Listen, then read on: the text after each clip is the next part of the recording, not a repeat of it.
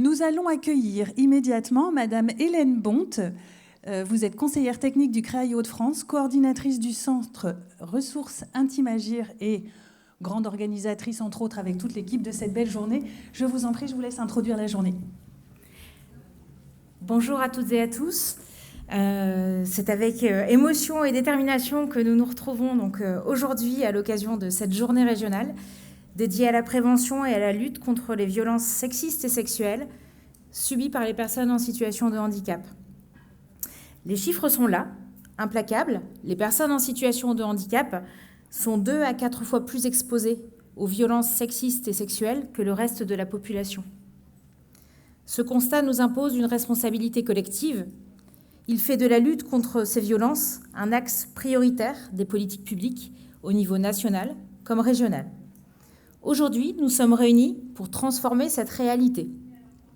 Le Centre Ressources Intimes Agir a maintenant 3 ans. Il est le fruit d'une dynamique collective impulsée par 6 coporteurs qui ont uni leurs forces pour faire émerger un espace régional d'écoute, d'appui et de ressources autour des questions d'intimité, de vie intime, affective et sexuelle et de lutte contre les violences. Ce centre est la déclinaison régionale du dispositif national Intime Agir. Nous sommes pilotés et financés par l'Agence régionale de santé et par le comité interministériel du handicap. Notre mission est claire, écouter, orienter, conseiller, sensibiliser. Nous nous adressons aux personnes en situation de handicap, à leurs proches, à tous les professionnels qui les accompagnent au quotidien. Notre force est d'avoir une approche globale qui couvre la vie intime, affective et sexuelle, la parentalité et bien sûr la lutte contre les violences. Surtout, nous ne travaillons jamais sans les personnes concernées. 3 d'entre elles siègent dans notre gouvernance pour garantir que nos actions répondent à leurs attentes réelles. Parce que les violences ne sont jamais un sujet isolé, elles fracturent la confiance, la santé, la vie sociale, la parentalité. Elles volent aux personnes leur droit le plus fondamental, celui de choisir leur vie, leur corps, leurs relations. Comment construire une vie affective épanouie quand on a subi des violences ? Comment exercer sa parentalité sereinement ? Comment accéder aux soins dans un climat de confiance ? Agir contre les violences, c'est restaurer ses fondations, c'est redonner à chacun la possibilité de se projeter dans une vie choisie et non subie. C'est aussi un levier essentiel pour accompagner les professionnels. Face à ce sujet complexe, il y a des résistances, des peurs, des interrogations, et c'est normal. Notre rôle n'est pas de juger, mais de comprendre, d'outiller, de proposer des réponses concrètes. L'enjeu est clair, ne plus laisser les violences dans l'ombre. Aujourd'hui, nous vous proposons une journée rythmée par plusieurs temps forts. Un temps en plénière le matin pour parler de la déclinaison des politiques publiques en matière de lutte contre les violences sexistes et sexuelles et de leur mise en œuvre concrète sur notre territoire. Présenter les violences sexistes et sexuelles, quelques réalités chiffrées, ainsi que leur impact sur les personnes en situation de handicap. Restituer une étude sur les violences conjugales en établissements et services sociaux et médico-sociaux, accompagnée d'un témoignage engagé et éclairant pour ancrer notre réflexion dans la réalité vécue et inspirer les établissements ici présents. Et nous assisterons à une intervention théâtrale menée et construite avec des personnes concernées par le handicap pour réfléchir ensemble à des situations de violence et explorer des pistes d'action. L'après-midi, 3 ateliers pratiques sont prévus. Savoir reconnaître les violences, réagir face aux violences et accompagner les victimes de violences. Nous terminerons par une conclusion qui restituera les idées fortes des ateliers, qui envisagera l'avenir au travers des actions du Centre Ressources et qui prendra de la hauteur avec le mot de la fin de Madame Poulet. Tout au long de cette journée, vous pourrez également visiter les stands de nos partenaires qui vous présenteront leurs actions, leurs outils et leurs ressources pour prévenir et lutter contre les violences sexistes et sexuelles. Profitez des dessins de Monsieur Scribe, facilitateur graphique qui transformera vos mots et vos idées en images. Nous avons veillé à ce que cette journée soit la plus accessible possible. Une zone d'hypostimulation pour vous ressourcer au calme se trouve juste sur le côté de la salle à ma droite. Une safe zone également pour une écoute individuelle si vous en avez besoin, qui se trouve également de ce côté. Et une salle de change accessible qui se trouve juste à côté du bâtiment et qui peut être accessible facilement pour toute personne qui a besoin d'une salle de change spécifique. N'hésitez pas à utiliser donc ces espaces qui vous sont mis à disposition. Votre présence ici aujourd'hui est un message fort. La mobilisation est possible, nécessaire, et elle est en marche. Ensemble, nous pouvons faire reculer les violences, construire une société où chacune peut vivre en sécurité et dans le respect de ses choix. Enfin, je tiens à remercier chaleureusement tous les intervenants qui ont accepté de partager leurs expertises et leurs expériences. Un merci particulier à Céline Poulet, secrétaire générale du comité interministériel du handicap, et à Charlie Chevalet, directeur de l'offre médico-sociale à l'ARS Hauts-de-France, pour leur présence et pour leur engagement à nos côtés. Bonne journée à tous. Merci beaucoup, Hélène. J'invite les personnes qui sont à l'entrée, qui n'osent peut-être pas avancer. Il y a des chaises libres vraiment au premier rang. N'hésitez pas à venir vous installer. Il n'y a pas de place réservée en particulier. Voilà, vous serez mieux assise qu'en restant debout. Nous avons donc, comme vient de nous le dire Hélène, le plaisir d'accueillir Madame Céline Poulet, secrétaire générale du comité interministériel du handicap. Je vous laisse, Madame Poulet, nous présenter les enjeux nationaux et la politique nationale sur le sujet qui nous concerne aujourd'hui. Eh bien, bonjour à toutes et à tous. Moi, je suis absolument ravie d'être avec vous pour parler de cet enjeu-là. L'objectif aujourd'hui, c'est vraiment que quand on sorte de cette journée, on soit tous les acteurs pour lutter contre les violences à l'encontre des personnes en situation de handicap. Et donc, il va falloir qu'on réfléchisse ensemble comment, en définitive, on arrête ce fléau. On a été voir, les chiffres ont été cités. Vous connaissez les chiffres? Oui? Levez la main, ceux qui connaissent bien les chiffres. Alors, je vous les redis, parce que je referai un test à la fin de la journée. Ça va? Les chiffres, 3 fois plus de risques pour des enfants qui sont en situation de handicap que des enfants non en situation de handicap. 3 fois plus de risques. D'accord? Donc ça, il faut bien l'avoir en tête. On a en Europe des chiffres, c'est 4 femmes sur 5 sont concernées par les violences. 4 femmes sur 5 personnes, donc femmes en situation de handicap. Quand on regarde sur l'autisme, sur les personnes qui ont des troubles du spectre de l'autisme, on a 88% des femmes qui disent avoir subi des violences sexistes et sexuelles. Et à l'intérieur de ces chiffres-là, on a un chiffre qui fait très peur, puisqu'il y a 47% des personnes, des femmes, qui disent avoir subi des violences avant l'âge de 14 ans et 31% avant l'âge de 9 ans.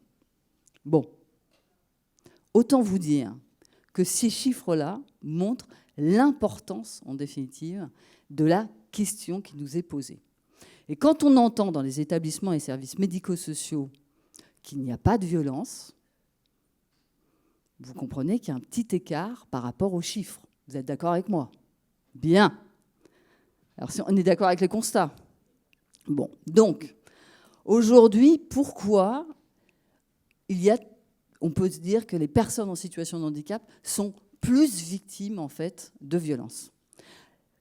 C'est multifactoriel, d'accord? Multifactoriel, c'est-à-dire qu'il y a plusieurs, en définitive, explications. La première explication, souvent, c'est que les personnes en situation de handicap, eh bien, elles n'ont pas eu forcément accès à une éducation sexuelle. On le sait aujourd'hui qu'il y a des programmes qui se mettent en place dans l'éducation nationale, mais pendant très longtemps, on s'est dit qu'en définitive, pour les personnes en situation de handicap, c'est un peu la cerise sur le gâteau. C'est un peu comme si nous, on disait, notre sexualité, c'est un peu la cerise sur le gâteau. Et bien, ce réflexe-là, on l'a eu pendant très longtemps pour les personnes en situation de handicap. Et quand on ne met pas en place une éducation à la vie sexuelle, à comment on nomme les parties du corps, au consentement, qu'est-ce que les oui, le non, eh bien, les personnes ne sont pas protégées vis-à-vis des violences, puisqu'elles ne peuvent pas, dire qu'elles subissent des violences, et elles ne peuvent pas agir face à des acteurs qui pourraient, en définitive, eh bien, initier des actes de violence. Je suis claire ou pas? Vous m'arrêtez, surtout quand je ne suis pas claire, d'accord? Vous levez la main quand je ne suis pas claire. Ça va? J'ai été claire? Bon. Ça, c'est la première chose. La deuxième chose, c'est que quand on est face à des enfants en situation de handicap, généralement, que l'on soit dans les établissements médico-sociaux, que l'on soit à domicile, on fait des actes sur le corps des enfants. On lave, on nourrit, on rééduque, sans forcément demander le consentement de l'enfant. Je vois que vous faites la grimace. On ne lui dit pas forcément, toujours, systématiquement, est-ce que tu veux bien que je te lave à cet endroit-là? Est-ce que tu veux bien que je t'habille de cette manière-là? Ce qui fait qu'en fait, on a des personnes qui se construisent avec un rapport au corps, qui est un rapport au corps très différent, puisqu'ils ont eu l'habitude d'interventions extérieures sur leur corps, sans avoir jamais formulé leur consentement. Vous voyez? Et quand je ne formule pas mon consentement, eh bien, je ne me construis pas forcément comme un sujet de droit. Je suis plutôt, mon corps devient un objet. Et s'il y a en définitive une prédation sexuelle, c'est-à-dire des actes de violence, je ne peux pas véritablement conscientiser si cet acte-là il est normal ou il n'est pas normal. Donc là, vous allez me dire, c'est facile, demain, il faut mettre en place une culture du consentement à l'intérieur des établissements et services médico-sociaux, mais également auprès des familles. Posez toujours la question, est-ce que tu es d'accord? Pas d'accord. Oui, non, ça se construit comme ça. Est-ce que vous le faites de manière systématique? Est-ce que vous recherchez le consentement systématiquement de la personne? Et ça, il faut se le poser toujours dans la tête parce que c'est pour construire en définitive une identité, pour lutter contre les violences, c'est extrêmement important. Maintenant, dans les établissements et services médico-sociaux, est-ce que vous avez tous, est-ce que toutes les personnes en situation de handicap que vous accompagnez ont des moyens de communication? Est-ce qu'elles ont toutes des moyens de communication? Est-ce qu'elles ont toutes des outils de communication alternatifs améliorés? Levez la main, ceux où il n'y en a pas du tout. Ça existe, hein? Partout, ici, dans les établissements, ils ont tous des outils de communication. Non. Donc, vous voyez, si vous ne levez pas la main, il n'y a rien de problématique. Hein. L'Agence régionale de santé est là. On sait qu'on a aujourd'hui une vraie problématique dans les établissements et services médico-sociaux. C'est qu'on a des personnes qui sont non oralisantes et qui ont besoin d'outils de communication. Si on ne donne pas les outils de communication, comment vous voulez que les personnes, puissent donner leur consentement, puissent se construire sur leur vie intime, affective et sexuelle, et puissent évidemment dénoncer les actes de violence qu'ils peuvent subir. Je vous rappelle qu'en Île-de-France, il y a eu un cas extrêmement important. L'enfant était non oralisant, et c'est grâce à son outil de communication qu'il a pu dénoncer le viol dont il était victime. S'il n'avait pas eu cet outil de communication, il n'aurait jamais pu dénoncer son agresseur. Et donc, on a une responsabilité collective aujourd'hui à mettre en place ces outils de communication. Ça, c'est extrêmement important. Et puis, il y a un autre aspect qui est extrêmement important pour les professionnels, c'est le réflexe qu'on n'a pas encore dans les établissements, le réflexe violence. Vous voyez, par exemple, Julien, il ne se lève pas ce matin, il n'a pas envie de se lever, il n'a pas envie d'être lavé, il n'a pas envie de manger, il ne va pas bien. Eh bien, systématiquement, on va se dire, ah ben, Julien, il a des troubles du comportement, c'est lié à son handicap, etc. On se pose, la première question qu'on devrait se poser, c'est la question du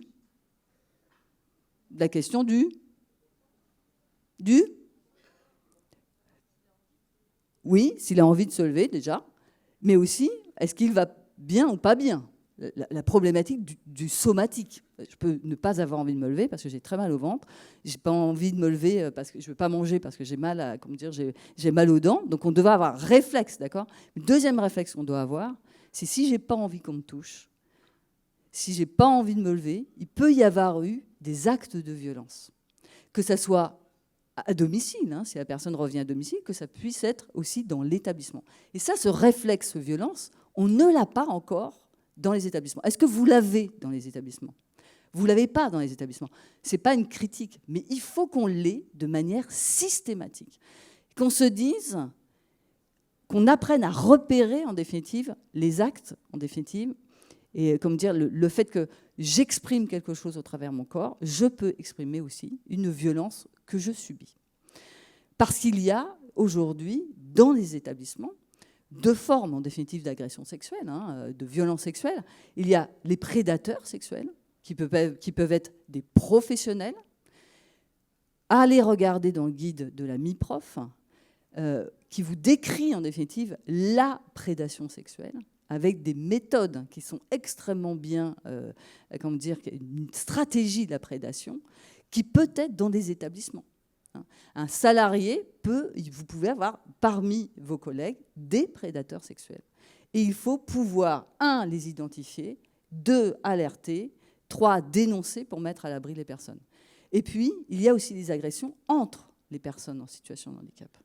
Et ça aussi, il faut pouvoir, à un moment donné, les traiter. Et généralement, quand il y a des violences entre les personnes, c'est parce que, et je reviens à ma boucle initiale, on n'a pas traité du sujet de la vie intime, affective et sexuelle. On n'a pas traité. Aujourd'hui, est-ce qu'on traite vraiment de la vie intime, affective et sexuelle dans les établissements ? Combien d'adultes aujourd'hui ont des lits doubles dans les établissements ? Il y en a. C'est bien, vous êtes de quelle association, vous ? Qui ça ? Ah, c'est pas mal, c'est pas mal. Mais ça, il faut aussi il faut aussi l'avoir en tête, parce que ça, la vie intime, c'est aussi extrêmement important, et ça fait partie en fait de la lutte contre, les violences. Aujourd'hui, en politique publique, qu'est-ce qu'on met en place ? Parce que souvent, les professionnels vous disent, vous êtes gentils avec tous vos trucs là, mais qu'est-ce que vous trafiquez, vous ? Qu'est-ce que vous mettez comme outil, en définitive, pour nous aider ? Eh bien, déjà, on a aujourd'hui les centres ressources Intim'Agir. Il faut savoir que les centres ressources Intim'Agir, ils sont nés du Grenelle contre les violences. C'est-à-dire qu'on a eu un groupe de travail, et dans le groupe de travail, la première chose que nous ont dit les personnes en situation de handicap, il nous faut un lieu où on peut appeler, poser des questions sur notre vie intime, affective et sexuelle, en dehors de nos parents, en dehors des éducateurs. On peut poser toutes les questions qu'on veut, et où on peut poser aussi des questions sur les violences, et où on peut être aidé aussi pour aller porter plainte, pour aller discuter. Et donc, c'est fait, les centres ressources Intim'Agir. Donc, il y en a un par région aujourd'hui, et c'est fait vraiment pour ça. Mais c'est fait aussi pour les professionnels. C'est-à-dire, c'est fait à la fois pour les aidants et pour les professionnels. C'est-à-dire que les professionnels, quand vous êtes en difficulté, vous avez la possibilité d'appeler les centres ressources Intim'Agir. Donc, aujourd'hui, vous n'êtes pas seul, en définitive, sur ces questions-là. Donc, les centres ressources Intim'Agir sont là aussi pour répondre aux professionnels. La deuxième chose, vous avez aujourd'hui un cadre de référence. Qui connaît la circulaire de 2021 ? Qui la connaît ? Non. La circulaire... Alors, peut-être que l'ARS ne vous l'a pas envoyée, mais bon. Ce n'était une plaisanterie, Charlie. La circulaire de 2021, elle vous donne un cadre d'intervention. Elle vous rappelle ce qu'est la vie intime, affective et sexuelle, le droit à la santé sexuelle et tous les outils pour lutter contre les violences. Elle vous dit exactement vos responsabilités, mais également les aides que vous pouvez avoir. Donc cette circulaire, elle est extrêmement importante et il faut vraiment la connaître. Il y a toute la question sur la contraception, parce que les contraceptions obligatoires, normalement, c'est interdit dans les établissements. Donc la question de travailler avec les personnes, la question de la contraception, de travailler avec elles, aussi tous les sujets en fait, autour de la vie, tout ça intime, tout ça, c'est aujourd'hui dans cette circulaire-là. D'accord ? Donc, on a les centres ressources, on a cette circulaire et on a 4 modules d'auto-formation. Donc, je peux, moi, en tant que professionnel, aller sur un site qui s'appelle monparcourshandicap.fr. Vous connaissez monparcourshandicap.fr, c'est le site qui est géré par la Caisse nationale de solidarité et de l'autonomie. Vous mettez Mon parcours handicap, il y a 2 rubriques, une rubrique sur la vie intime, affective et sexuelle, une rubrique sur les violences, et là vous trouvez 4 modules, et ces 4 modules sont auto-formatifs. Ça veut dire quoi? Ça veut dire que tous ici, vous pouvez y aller, et vous former vous-même pour savoir où est-ce que vous en êtes sur ces questions-là. Il y a 4 modules, un sur les enfants, un sur les femmes en situation de handicap, sur comment je peux faire, et un autre qui est extrêmement intéressant sur le psychotraumatisme.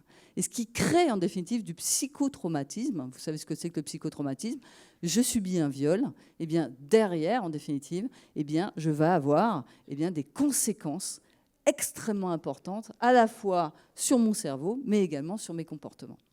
Et donc, allez-y, 4 modules, donc vous pouvez y aller, puis à la fin, ça vous permet d'avoir aussi des ressources complémentaires. Voilà. Donc, on a Intimagir, la circulaire, les 4 modules. Ça va? On a l'AMI-Prof, c'est une mission interministérielle qui lutte contre la traite des êtres humains, qui a aussi des petits films extrêmement bien faits, et qui vous explique aussi comment on réagit, quelles sont vos actions que vous devez mener lorsqu'il y a des faits de violence. C'est-à-dire, comment je repère moi en tant que professionnel, que la personne, ou que parmi mes collègues, il y a quand même des agissements qui sont un peu étranges, et que c'est de ma responsabilité d'aller les regarder.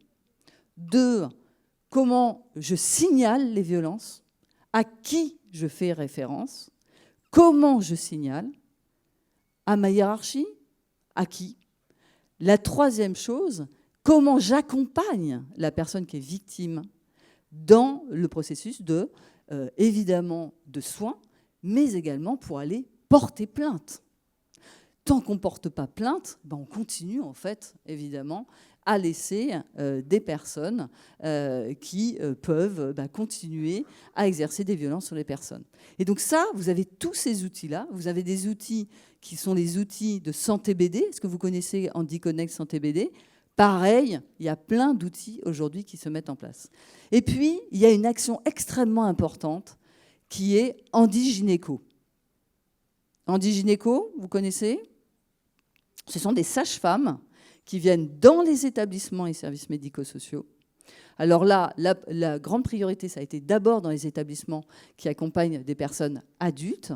Et Handi-Gynéco, donc les sages-femmes, interviennent auprès des femmes en situation de handicap. Ça permet à la fois, quelquefois, d'avoir les consultations gynécologiques, quelquefois les premières consultations gynécologiques des personnes, mais également de pouvoir discuter sur les faits de violence qu'elles peuvent voir. Et je préfère vous dire que la première expérimentation, c'était un projet pilote en Île-de-France. Ce premier projet pilote en Île-de-France nous a révélé dans les établissements et les services médico-sociaux l'ampleur des violences à l'intérieur des établissements. Et donc c'est extrêmement important que vous ayez bien ça en tête, parce que ce n'est pas parce qu'on est dans les Hauts-de-France qu'on est exonéré, en définitive, de violences dans les établissements. Vous voyez ce que je veux dire? C'est exactement la même chose. Et vous avez chacun, en fait, une part de responsabilité dans le fait de regarder et de pouvoir repérer, en définitive. Et donc ça, c'est une action qui a été mise en place. Et aujourd'hui, et on en parlera à la fin de la journée, il y a d'autres actions qui sont en train de s'enclencher. Et moi, ce que j'aimerais, c'est vous entendre pendant la journée, nous dire aussi ce dont vous avez besoin, vous en tant que professionnel, et vous en tant que personne qui êtes accompagnée dans les établissements, quels sont les outils dont vous avez besoin de manière complémentaire. Si on en a besoin, nous, pour pouvoir construire aussi, tout ce qui va vous aider sur votre vie intime, affective et sexuelle. Parce que, attention, soyons très clairs, il n'existe pas d'handisexualité, d'accord ? La sexualité, moi j'ai une sexualité, vous en avez une, on la partage peut-être. Je peux avoir la même que Charlie Chevalet ou pas, mais la sexualité, chacun a sa propre sexualité, d'accord ? Sauf que pour les personnes en situation de handicap, quelquefois, elles sont entravées, en définitive, dans l'accès, en définitive, à leurs droits et à leur vie intime, affective et sexuelle. Et donc, c'est là-dessus que l'on doit absolument agir. Je vais terminer mon propos, sinon je peux continuer pendant 3 heures. Et puis que Charlie, je vois, il piaffe sur son petit fauteuil. Donc, je pense que vous voyez qu'il y a une boîte à outils extrêmement importante aujourd'hui, sur lesquels il y a, je pense, 5, 10 ans, on n'avait pas autant d'outils pour pouvoir faire face au fléau. Aujourd'hui, vous avez, vous, les professionnels, beaucoup d'outils. Sauf qu'il faut véritablement sortir un petit peu, faire un pas de côté et vous dire, parce que souvent, moi, j'interroge les professionnels, ils disent « Ah non, mais moi, il n'y a pas de violence sexuelle dans mon établissement. » Il y a, au regard des chiffres, il y a des violences sexuelles dans les établissements. Et c'est comment on les prévient, comment on accompagne et comment on est tous acteurs, ensemble, avec les personnes concernées, en vigilance sur ces sujets-là. Merci beaucoup. Merci beaucoup, Madame Poulet. Je vous en prie, restez avec nous sur scène. Vous aurez l'occasion de poser vos questions, bien évidemment, un petit peu après dans la matinée. Nous avons le plaisir d'accueillir Monsieur Charlie Chevalet, donc directeur de l'offre médico-sociale de l'ARS Hauts-de-France. Vous allez nous parler des indicateurs et nous poser les enjeux régionaux. Très bien, merci beaucoup. Je vais essayer de faire relativement court. Donc, je suis directeur de l'offre médico-sociale pour l'Agence régionale de santé des Hauts-de-France. Je m'excuse auprès des interprètes, je devais leur donner mes éléments de discours et je ne l'ai pas fait en amont. Si je vais trop vite, vous me le signalez. Juste une petite note à moi-même, ne plus intervenir après Céline Poulet, puisqu'elle a dit à peu près tout ce que j'avais à dire. Je note quand même 2 devoirs à ramener à la maison, bien partager la circulaire de 2021, et puis creuser ce sujet de notre vie sexuelle peut-être partagée. Est-ce que nous avons les mêmes intérêts, etc. C'est un sujet dont nous n'avons jamais parlé, mais voilà. On va en parler après. Bon. Donc plutôt que de développer et reprendre l'ensemble de ce qui a été dit, je vais plutôt mettre en visibilité un certain nombre de dispositifs et d'actions qui sont menées dans la région et sur lesquelles je pourrais peut-être revenir et développer plus avant au cours de la table ronde. Mais effectivement, un des enjeux, je trouve que la manière dont les choses sont présentées ce matin et la manière dont on a voulu vous les présenter, elle illustre bien la volonté politique, à la fois nationale, régionale, locale, et la volonté des acteurs locaux d'agir sur ce sujet-là. On n'a pas cité les porteurs et les coporteurs du Centre Intime Agir historiquement, donc je voulais les saluer le CREAI des Hauts-de-France, saluer APF France Handicap, l'IRTS, le planning familial du 59, l'UNAPUI Hauts-de-France, ainsi que l'URIOPS, qui ont contribué à créer ce centre ressources ô combien important et qui s'inscrit dans un mouvement général autour d'une meilleure prise en compte et des meilleures réponses à apporter sur la question des violences sexistes et sexuelles. Je voulais juste refaire un petit pas en arrière sur le sujet et rappeler que finalement cette question des violences sexistes et sexuelles, on les aborde depuis pas si longtemps d'une manière aussi aiguë dans l'actualité. 3 phénomènes ou trois événements qui ont marqué notre époque ces 10 dernières années. Le phénomène MeToo, qui a commencé à émerger à la fin des années 2010, mais qui a explosé avec l'affaire Weinstein en 2017. Les travaux de la Civise, qui a été créée et mise en place en 2021. Et puis encore plus récemment, puisque ça date d'il y a quelques jours, l'affaire dite de Madame Gisèle Pelicot, où là aussi un focus et une attention particulière ont été donnés sur le sujet des violences sexuelles. Ce qui me marque du côté du sujet qui nous importe aujourd'hui, c'est que j'ai un peu l'impression que ce sujet trouve sa place aujourd'hui dans l'actualité. Il est traité très largement, médiatiquement, et pourtant toute une part de la population qui est particulièrement concernée par ce sujet-là semble un petit peu, comme trop souvent, invisibilisée. Et je pense aux personnes en situation de handicap, les enfants et les adultes. Tous les chiffres que je voulais citer ont été très bien présentés, donc je ne reviens pas dessus. 3, 4, 5 fois plus de victimes auprès des personnes en situation de handicap. Ces chiffres sont énormes et c'est des sujets dont on entend très peu parler. Ce que j'aimais comme vœu aujourd'hui, et je pense que cette journée elle peut y contribuer, c'est que le chemin qui a été parcouru pour les femmes victimes de violences sexistes et sexuelles, mais aussi pour les hommes qui en sont victimes, c'est que ce chemin, on arrive à le parcourir aussi pour les personnes en situation de handicap. Je pense que toutes et tous, autant que vous êtes présents dans cette salle, si vous êtes ici aujourd'hui, c'est parce que vous vous sentez concerné, c'est parce que vous voulez avancer sur le sujet, vous venez chercher des outils, des ressources, et puis comme le disait Madame Poulet, vous venez aussi apporter peut-être des réflexions, peut-être des coups de gueule, peut-être des envies, des propositions. C'est tout l'intérêt d'avoir ce type d'événement organisé pour qu'on puisse se nourrir entre ce qui peut être fait, pensé, conçu à une échelle nationale, régionale, et qui doit être confronté à des réalités de terrain qui sont vécues par des professionnels et par des personnes concernées. On a parlé de la place et de la responsabilité particulière du secteur médico-social sur le sujet. Là aussi, ça a été bien exposé. Il y a effectivement deux responsabilités, je trouve. La première, c'est que les violences sexistes et sexuelles peuvent apparaître au sein même des établissements médico-sociaux. On en a parlé. On ne dit pas que les établissements médico-sociaux sont des viviers où il y a forcément et tout le temps et beaucoup de violences sexistes et sexuelles. Mais la première étape pour avancer sur le sujet, c'est se dire que ça peut arriver et que donc il faut mettre des points de vigie, des critères, des méthodes qui permettent d'être vigilants sur le sujet et qui permettent aussi de réagir si l'on est confronté à des suspicions ou à des réalités de faits qui se produisent au sein de l'établissement. C'est le premier point. Et puis le deuxième point que je vais mettre en lien avec tout ce qui a été évoqué sur la communication alternative et améliorée, c'est celui de, bien souvent, dans les structures, vous êtes les premiers à recueillir la parole des personnes en situation de handicap qui peuvent être victimes, soit au sein de l'établissement, soit dans la sphère familiale ou dans la sphère de proximité. Et donc, à ce titre, je trouve qu'on a un peu les deux facettes, non pas d'une même pièce, mais en tout cas deux aspects qui me semblent tout autant importants.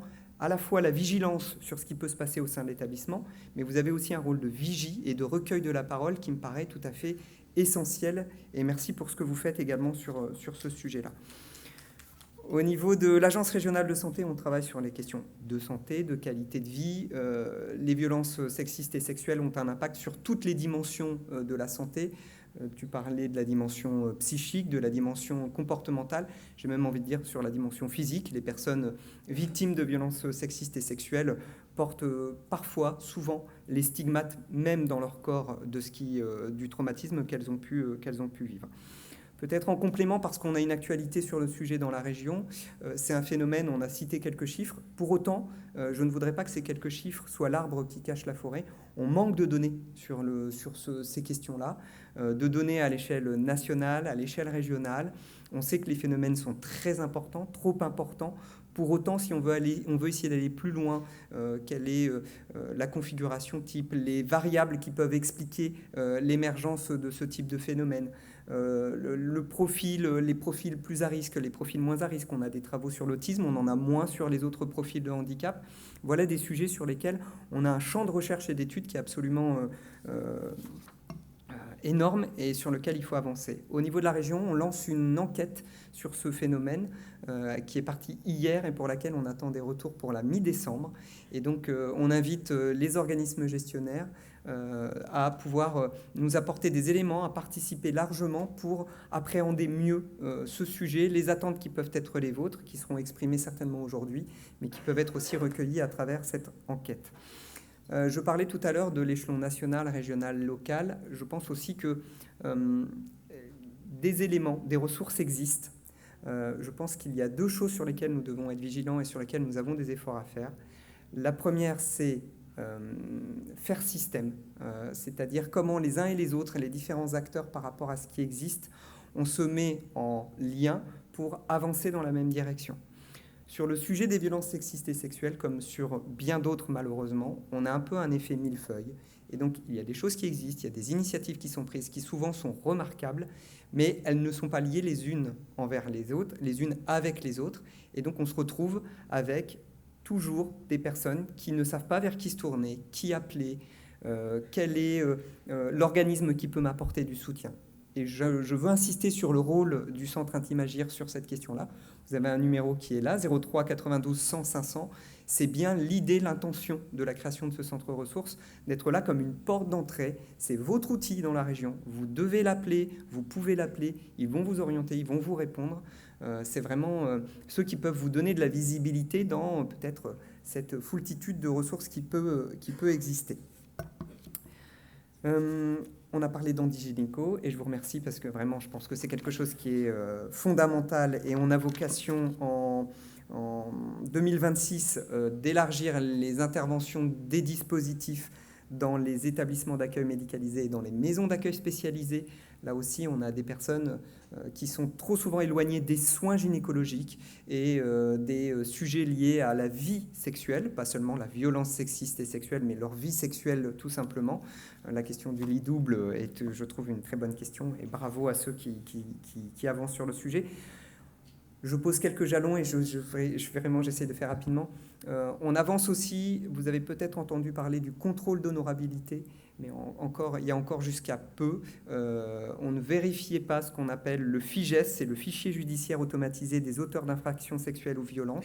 On avance sur le sujet, l'Agence régionale de santé a un rôle puisque nous recueillons les demandes de vérification des organismes gestionnaires et c'est nous qui menons les démarches qui consultons, qui demandons les consultations au niveau du national et qui alertons l'organisme gestionnaire si jamais il y avait des retours positifs.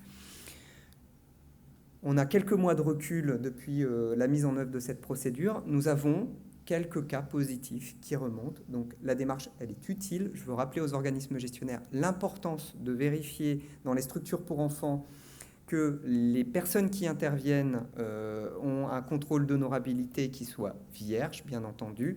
Et ça concerne à la fois les professionnels, mais aussi toutes les personnes qui peuvent intervenir auprès du public dans l'établissement. Donc ça concerne aussi les bénévoles, par exemple, qui peuvent intervenir, ou les prestataires qui peuvent venir accompagner les jeunes concernés.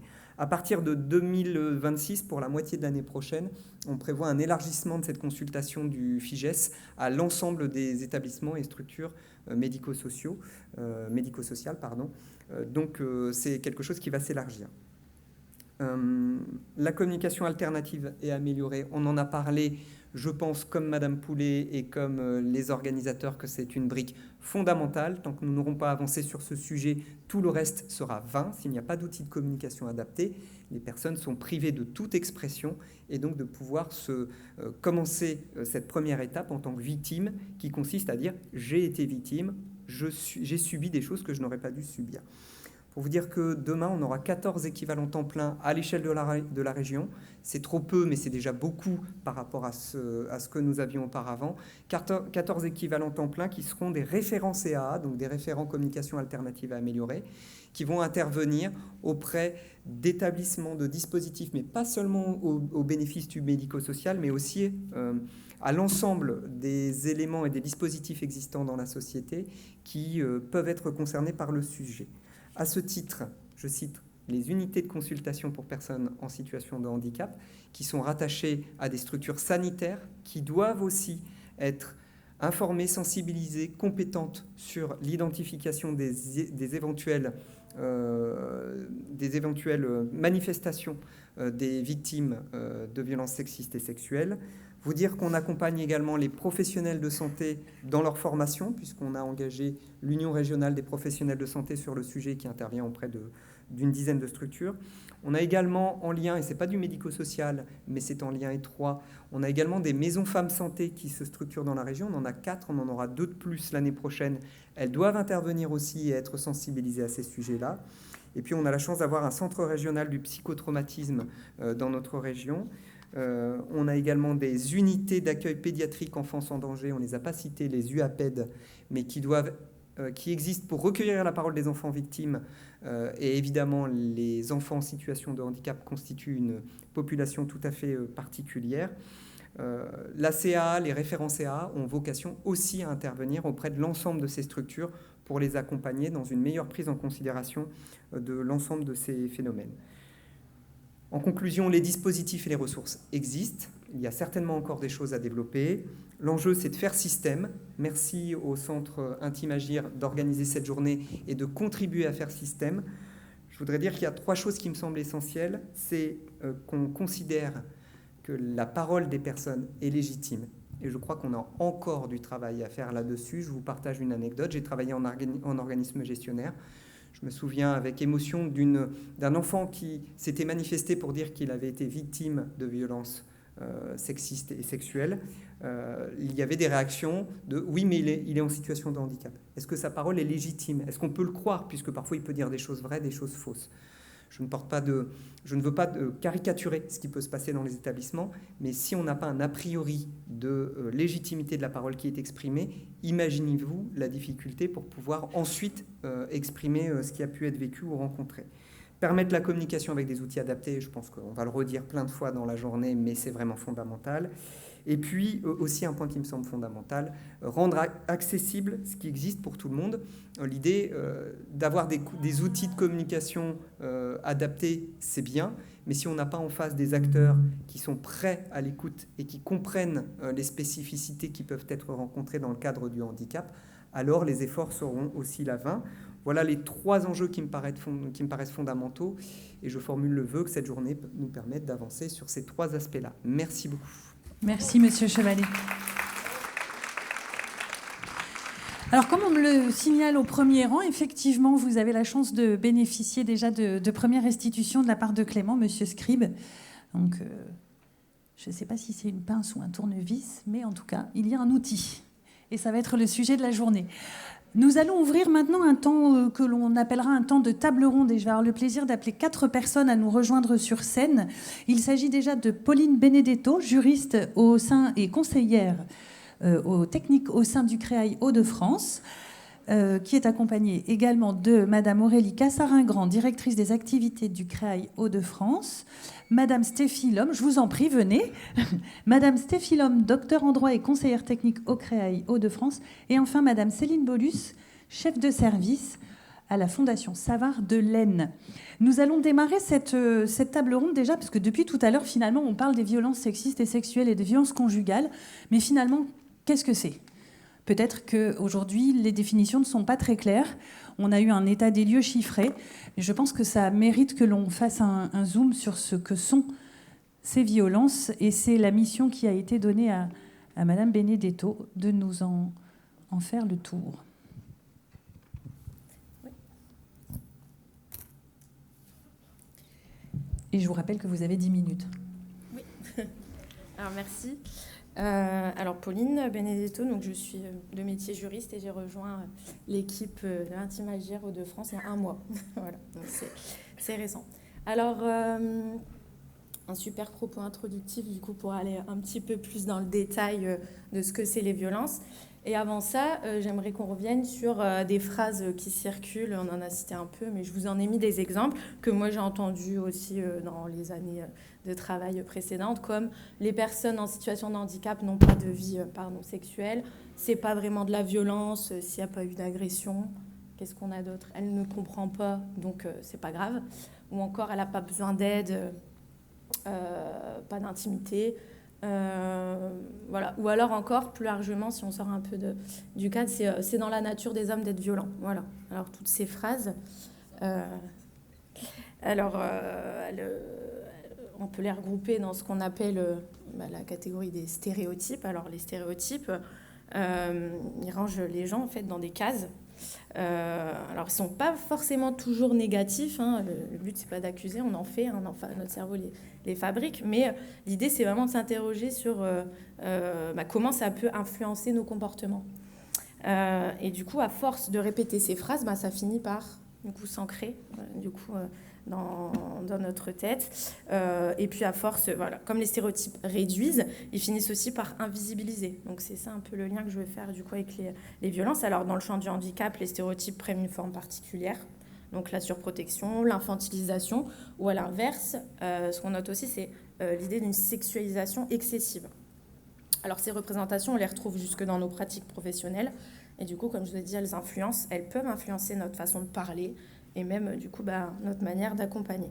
Alors, c'est exactement ce que rappelle l'ami prof, vous l'avez du coup cité, Madame Poulet, c'est que les violences naissent toujours dans un contexte, donc là je cite, où la parole des victimes est peu crue, peu entendue ou peu possible. Alors, c'est bien ça le point de départ. Si on ne change pas nos représentations, eh bien, tout le reste se grippe, la prévention, le repérage et même, du coup, la confiance. Alors, vous allez me dire, voilà, elle parle des stéréotypes, le lien avec les violences. Alors, quand on construit, comment se construisent les stéréotypes? Eh bien, si on généralise, je vois un groupe de personnes, je pense que tous dans ce groupe sont pareils. J'ai volontairement, voilà, on simplifie. Hein. Je juge une personne comme si elle représentait tout le groupe. Et cela change, du coup, la façon dont je me comporte avec elle. Alors, dans le détail, si on applique ça, du coup, au champ du handicap, je repère une personne en situation de handicap, je la range dans la catégorie les personnes en situation de handicap. Qu'est-ce que je vais faire? Qu'est-ce que va faire mon cerveau après? J'associe à ce groupe des traits très clichés, très stéréotypés, dépendance, fragilité, asexualité, incapacité à décider seule. Alors, l'étape d'après, ça serait, même si je ne connais pas la personne, je pars du principe, bah, du coup, qu'elle n'a pas de vie intime, qu'elle ne peut pas être parent, ou alors qu'elle n'a pas la capacité de dire non. Et ensuite, la dernière étape, donc qui se cache derrière cette phrase-là, c'est j'agis en fonction de ces clichés et je vais prendre mes décisions du coup en fonction de ces pensées-là. Et du coup, ça peut m'amener à banaliser des fois des gestes intrusifs sous couvert de soins ou d'aide. Je repère pas ou du coup, je tolère certains comportements violents. Vous voyez ? Donc là, dans la construction des stéréotypes, je trouvais que c'était important du coup d'y revenir puisque c'est vraiment le terreau des violences. Voilà, donc si on reprend tout ça, les stéréotypes peuvent créer des inégalités. Il y a aussi des stéréotypes entre les femmes et les hommes. Hein. Je me souviens quand j'intervenais beaucoup en milieu scolaire, j'entendais souvent des phrases comme « les garçons ne doivent pas pleurer ». Alors du coup, c'est vrai que cette phrase-là, ça peut paraître très anodin, mais du coup, ça peut aussi construire des futurs adultes qui vont retenir leurs émotions, qui vont avoir du mal déjà à les identifier eux, et du coup... comment c'est possible de comprendre les émotions des autres si soi-même, après, il y a un petit peu une omerta là-dessus et on les retient. Alors, on a parlé de la banalisation, ça peut fragiliser la parole aussi, hein, et puis ça peut évidemment freiner la prévention, on le verra après. Alors, du coup, sur la définition des violences, j'ai choisi de les séparer en deux. D'abord, les violences sexistes, donc ça peut être un propos, un comportement qui vise une personne en raison de son sexe ou de son genre, sur la base aussi de stéréotypes. Vous voyez le lien. Et pour les violences sexuelles, alors on va avoir, ça va recouper tous les actes à connotation sexuelle commis donc avec violence, contrainte, menace ou surprise. Et là, vous voyez qu'on glisse aussi, ça vous rappelle peut-être les éléments au niveau de la loi. Du coup, là, c'est comment on les nomme dans la grande catégorie, mais l'équivalent, du coup, si on va un petit peu plus loin, on y reviendra après, je vous donnerai l'équivalent en termes juridiques. Alors, du coup, ce qui est au milieu, ce qui va relier, la notion qui va relier les deux, violence sexiste et du coup violence sexuelle, et bien, ça va être le consentement, ou plutôt l'absence du coup de consentement. On aura l'occasion aussi de revenir sur ça, mais du coup, le consentement, ce qui est intéressant aussi de savoir, c'est qu'il y a aussi des méthodes pour le retenir. Il y a la méthode ABC ou la méthode réelle. Vous pouvez aller voir, il y a plein d'outils aussi, notamment du CRIPS qu'on a du coup dans la ressource tech du centre ressources Intimagir. Alors, ce qui est important de retenir dans le consentement, si on devait vraiment retenir les éléments principaux, c'est qu'il faut donner son accord, du coup, librement. Alors, dire oui ou non, alors c'est pas obligatoire de le formuler comme ça, mais en tout cas, c'est dire oui ou non pour faire quelque chose sans se sentir forcé ou influencé.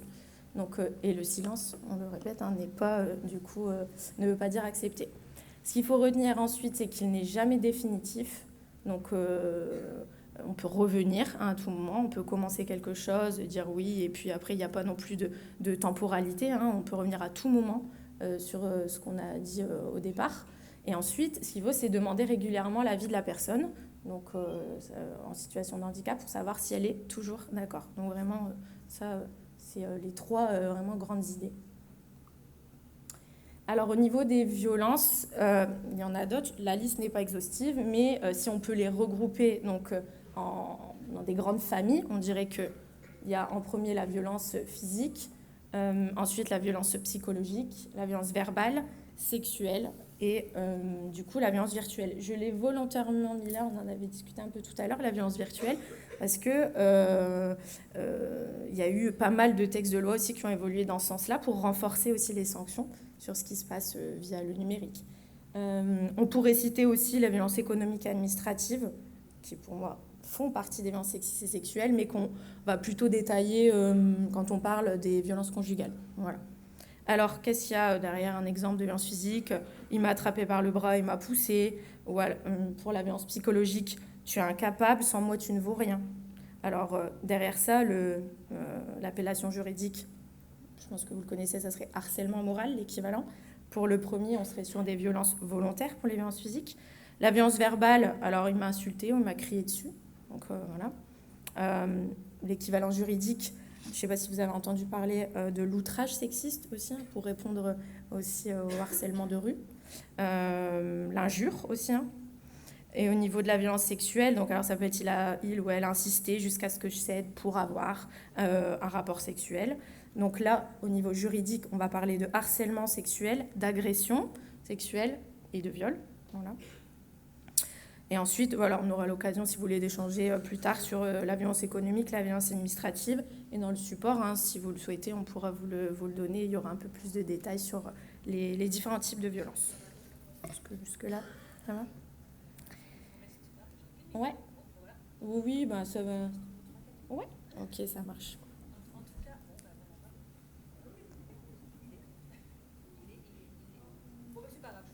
Ouais.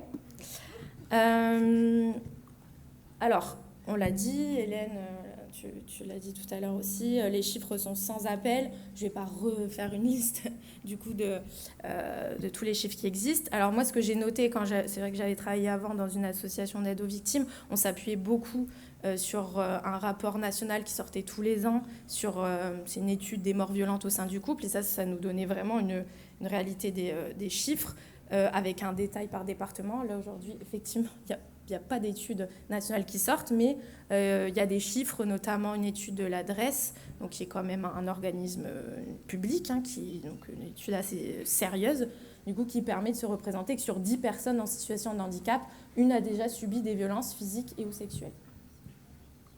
Donc un chiffre de 2020.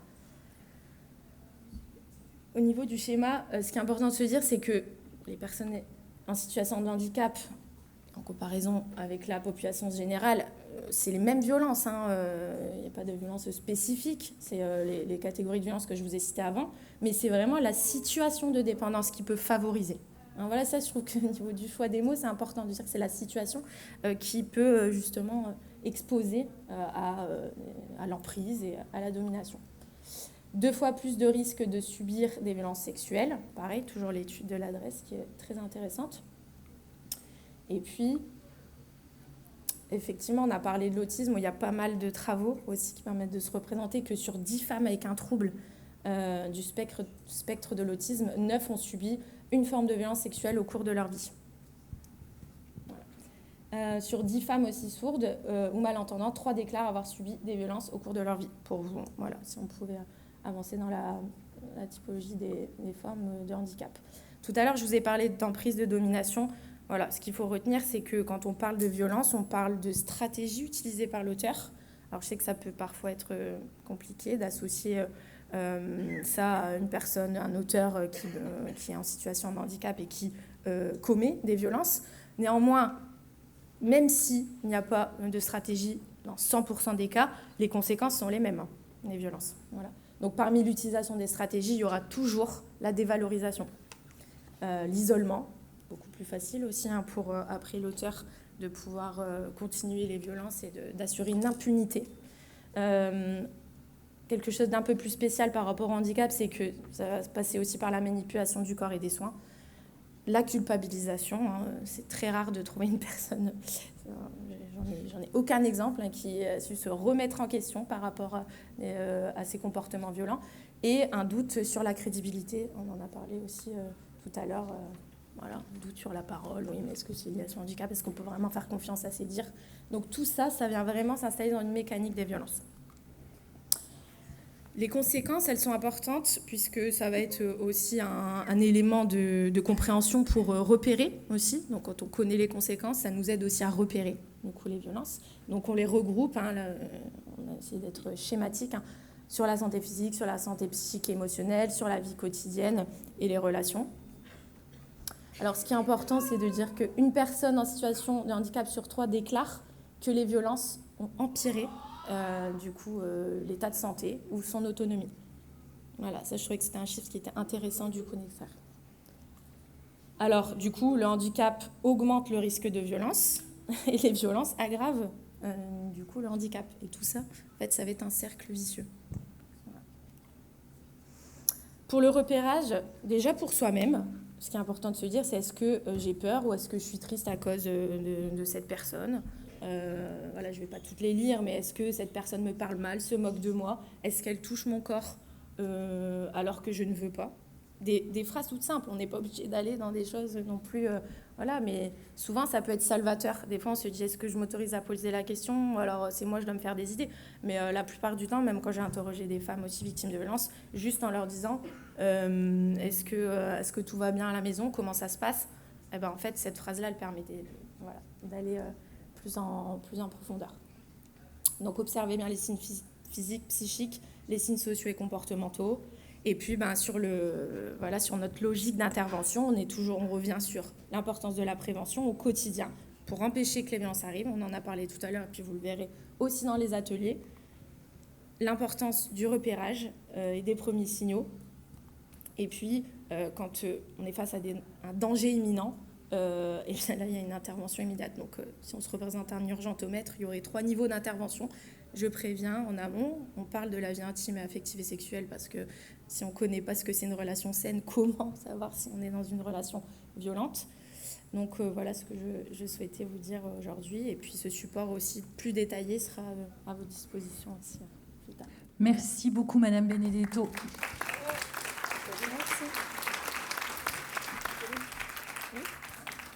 On a des résumés qui défilent. Merci beaucoup, Clément. En tout cas, moi, ce que je retiens, c'est que les violences ne sont pas que physiques. Il y en a vraiment beaucoup, beaucoup.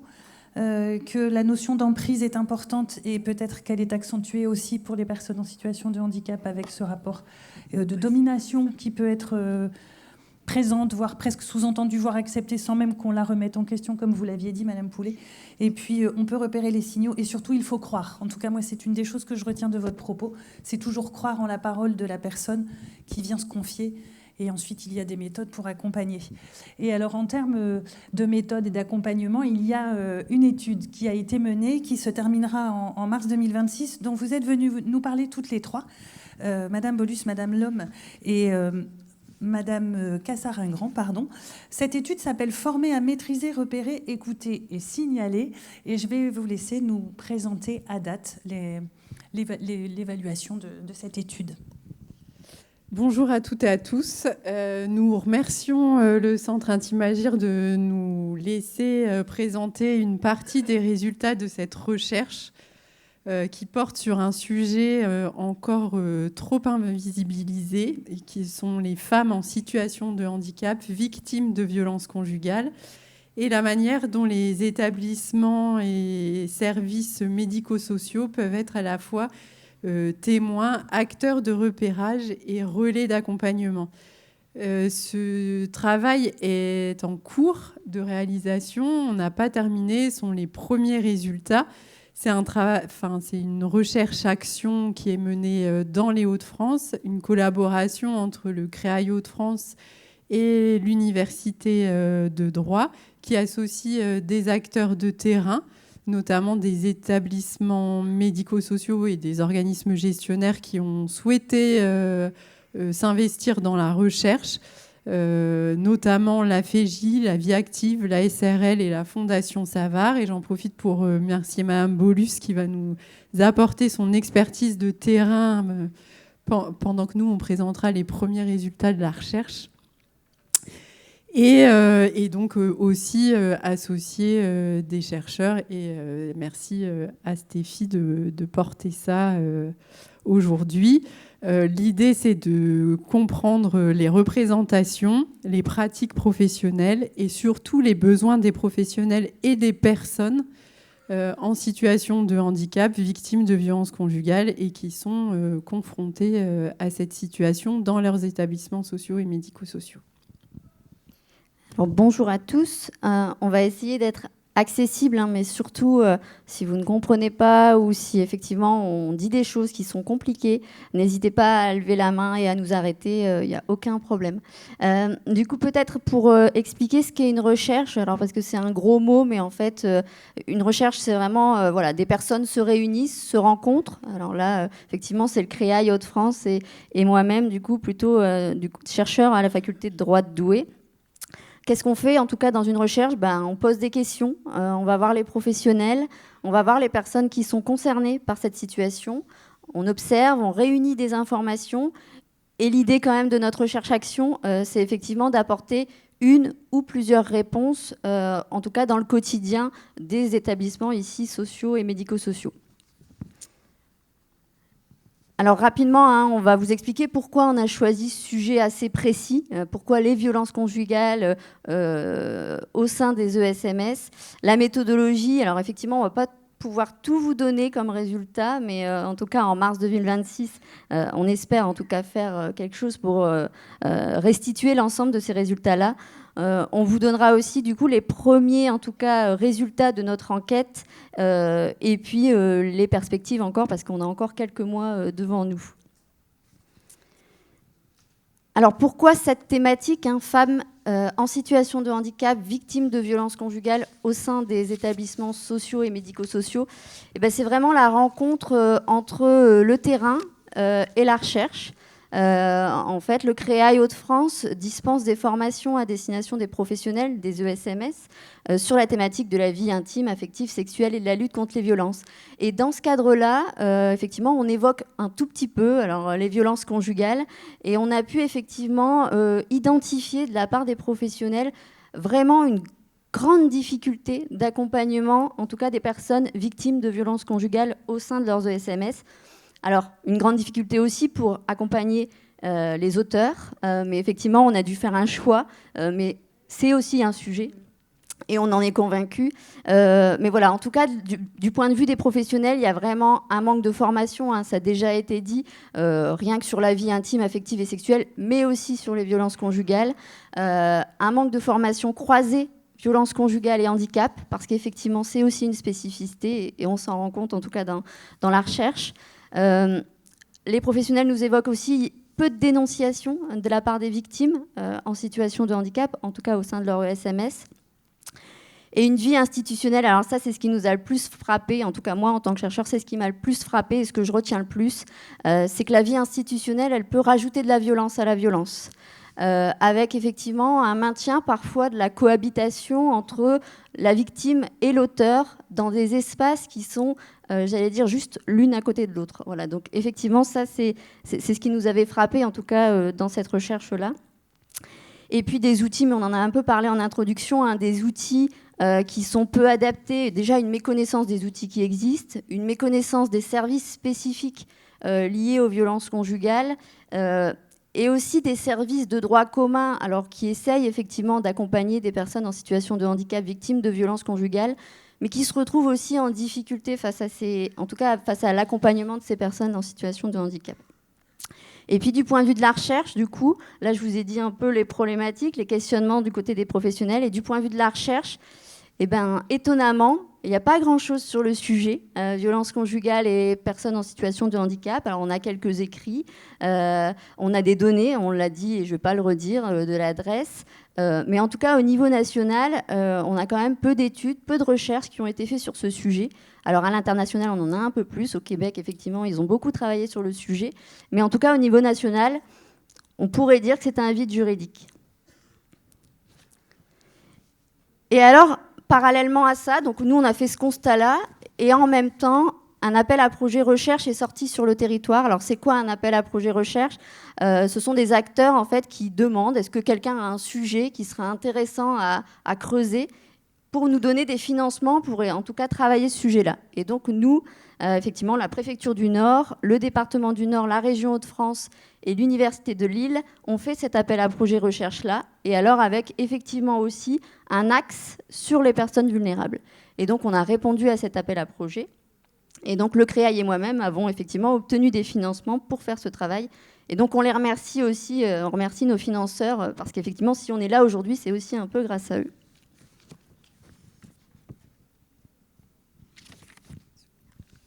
Donc moi, je vais vous expliquer la méthodologie rapidement. Il y a 2 volets complémentaires dans cette recherche. Une enquête d'abord quantitative.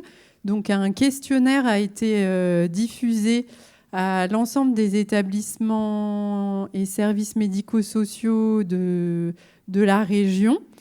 Et on a eu plus de 200 professionnels qui ont pu répondre à ce questionnaire. Ça a permis notamment de mesurer les représentations, les pratiques et les besoins.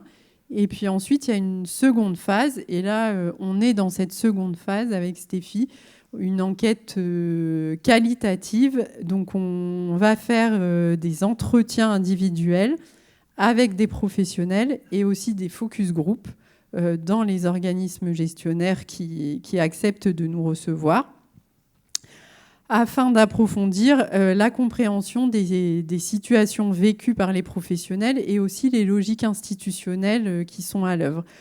On a aussi commencé à rencontrer des victimes de violences conjugales qui ont accepté de témoigner de leur parcours. Et puis aussi des professionnels du champ plutôt des violences conjugales pour savoir comment aussi eux vivaient l'accompagnement de victimes en situation de handicap. Dans le constat de départ, on l'a tous dit, c'est celui d'une invisibilisation qui persiste. Les femmes en situation de handicap sont victimes de violences conjugales et c'est assez peu visible dans les politiques publiques aujourd'hui. Elles sont peu identifiées, on a peu de chiffres. Notre démarche vise à croiser à la fois l'approche du genre, parce que ce sont principalement des femmes qui sont victimes de violences conjugales, du handicap. Effectivement, c'est un facteur de vulnérabilité supplémentaire, on l'a dit aussi, et aussi de l'institution. Et on cherche du coup à comprendre comment les professionnels des ESMS perçoivent, identifient et accompagnent ces situations de violence conjugale. Comment identifier aussi les ressources qui sont mobilisées, les difficultés rencontrées et les leviers d'action potentiels et enfin de soutenir les personnes victimes et les professionnels. Comme l'a dit Stéphie, en fait, on ne va pas faire de la recherche juste pour faire de la recherche. On a souhaité faire de la recherche pour agir. Et ça sera forcément la suite une fois qu'on aura rassemblé l'ensemble des résultats. Alors, nos hypothèses de recherche, alors c'est des gros mots pour dire qu'effectivement, c'est des questions qu'on se pose dans notre recherche et qui guident notre recherche. Aujourd'hui, en fait, dans nos questions, on se posait, en tout cas, le questionnement, c'était est-ce que le handicap dans le couple, c'est un facteur qui favorise les violences ? Est-ce qu'aujourd'hui, parce qu'on est en situation de handicap, il y a plus de risques de violence dans le couple ? Est-ce que les violences qui sont subies par les femmes en situation de handicap, est-ce qu'elles sont liées donc, au handicap ou à leur parcours ? Et vous allez voir qu'on a déjà quelques réponses, en tout cas. Est-ce que l'accueil au sein des établissements sociaux et médico-sociaux, est-ce que c'est un facteur de protection ? Et là, je vais dire un gros mot. Ou est-ce que c'est un facteur d'aggravation des violences ? Et est-ce que les services spécifiques d'accueil des personnes, en tout cas victimes de violences conjugales, sont adaptés aussi pour accueillir des personnes en situation de handicap ? Donc ça, effectivement, c'était un peu les 4 questions qui guident aujourd'hui notre recherche.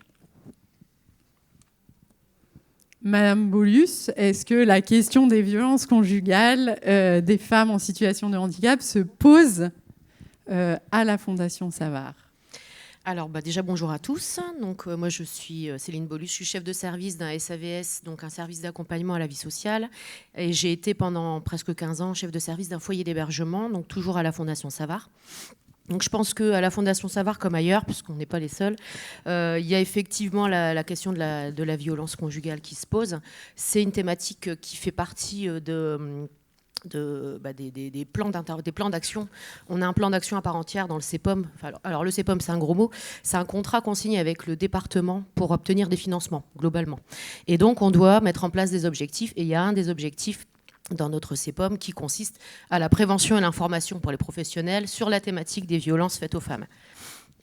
Et violences à caractère sexuel également. On a une directrice qui est directrice à la fois du SAVS et du foyer d'hébergement qui tient énormément à cette cause, et du coup c'est vraiment un sujet qu'on aborde très régulièrement avec les équipes. On n'a de toute façon pas le choix parce que c'est des situations qu'on rencontre, des situations de violence conjugale, on les accompagne régulièrement, malheureusement, j'ai envie de dire. Donc on aborde très régulièrement dans le cadre des réunions les différentes situations, mais aussi et surtout les freins qu'on peut rencontrer et quels leviers on peut actionner pour accompagner ces personnes. Alors pour faire le lien avec les hypothèses qui ont été émises, effectivement, on se rend compte régulièrement que les personnes qui sont victimes de violences conjugales à l'âge adulte ont un parcours de vie un peu cabossé, avec de la violence souvent dans l'enfance, des reproductions de schémas familiaux. Généralement, on retrouve vraiment ce que les personnes vivent ou font vivre, on le retrouve dans leur histoire de vie. Alors, c'est pas tout le temps, mais c'est quand même très souvent. Ce qu'on constate, c'est qu'il y a forcément une vulnérabilité chez les personnes en situation de handicap qui favorise effectivement ce risque de subir sans savoir se défendre. Alors, je le dis un peu maladroitement, mais c'est un peu ça l'idée.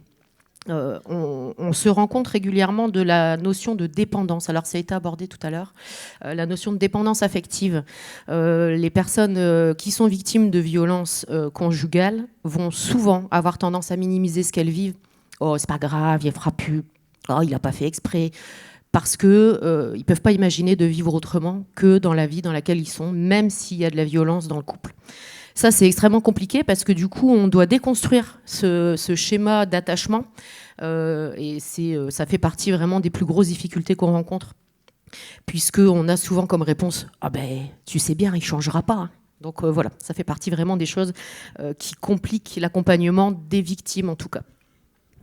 Et puis donc, je rajouterai qu'on a un manque au niveau du territoire du nord de l'Aisne, donc là où on travaille, un manque de dispositifs ressources à proximité. Donc il y a plein de choses qui existent, mais tout est très loin. Et pour orienter les victimes, c'est pas forcément facile parce qu'en dehors du CHRS du coin, il n'y a pas grand-chose. Donc ça fait partie des leviers, des pistes aussi d'amélioration. Vous pouvez préciser CHRS? Enfin, je me dis, je ne suis peut-être pas la seule à ne pas connaître exactement. Ce n'était pas la question à poser. C'est des centres d'hébergement d'urgence. Merci.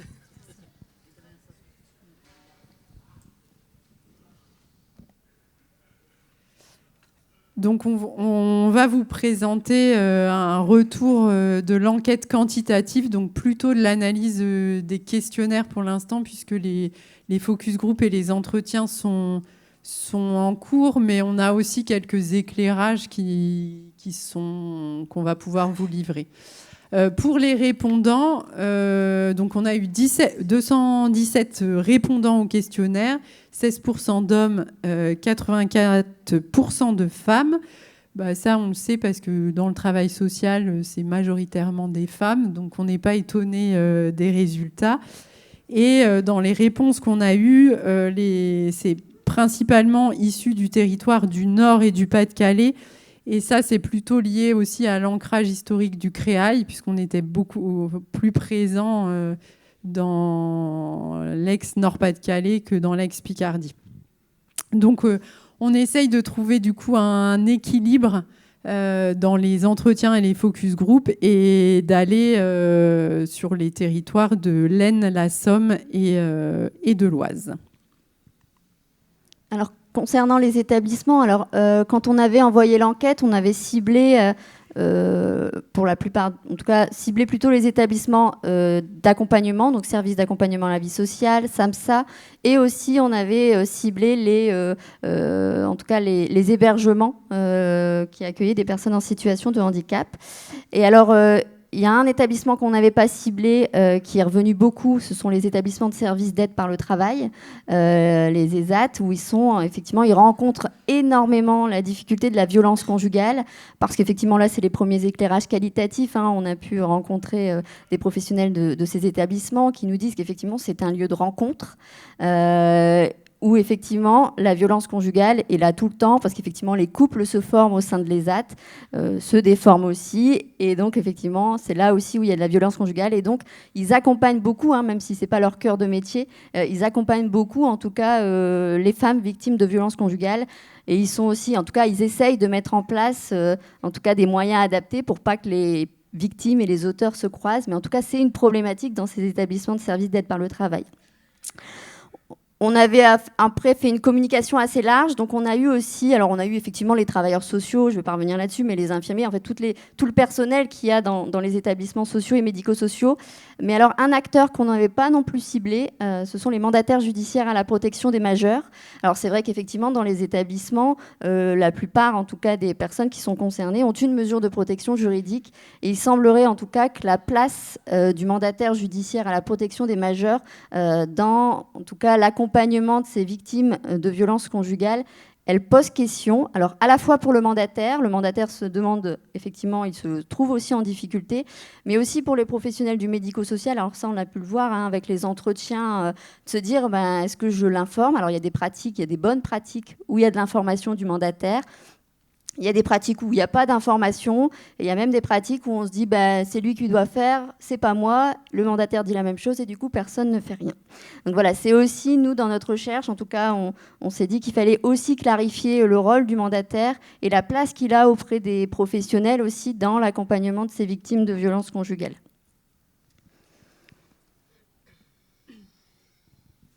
De ce qui ressort de ces questionnaires, c'est que chez les professionnels, en tout cas qui ont répondu à ce questionnaire, il y a une conscience forte des violences conjugales. Le phénomène est connu.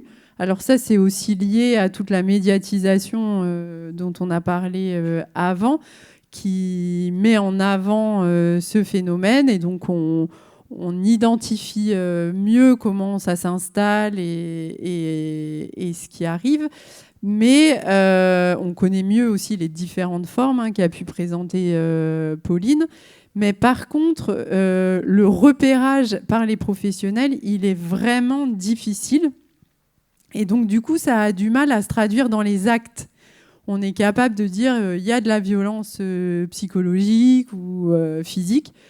Mais comment on le repère, là, c'est un autre sujet. Il est finalement assez peu abordé, ce sujet, dans les pratiques professionnelles quotidiennes.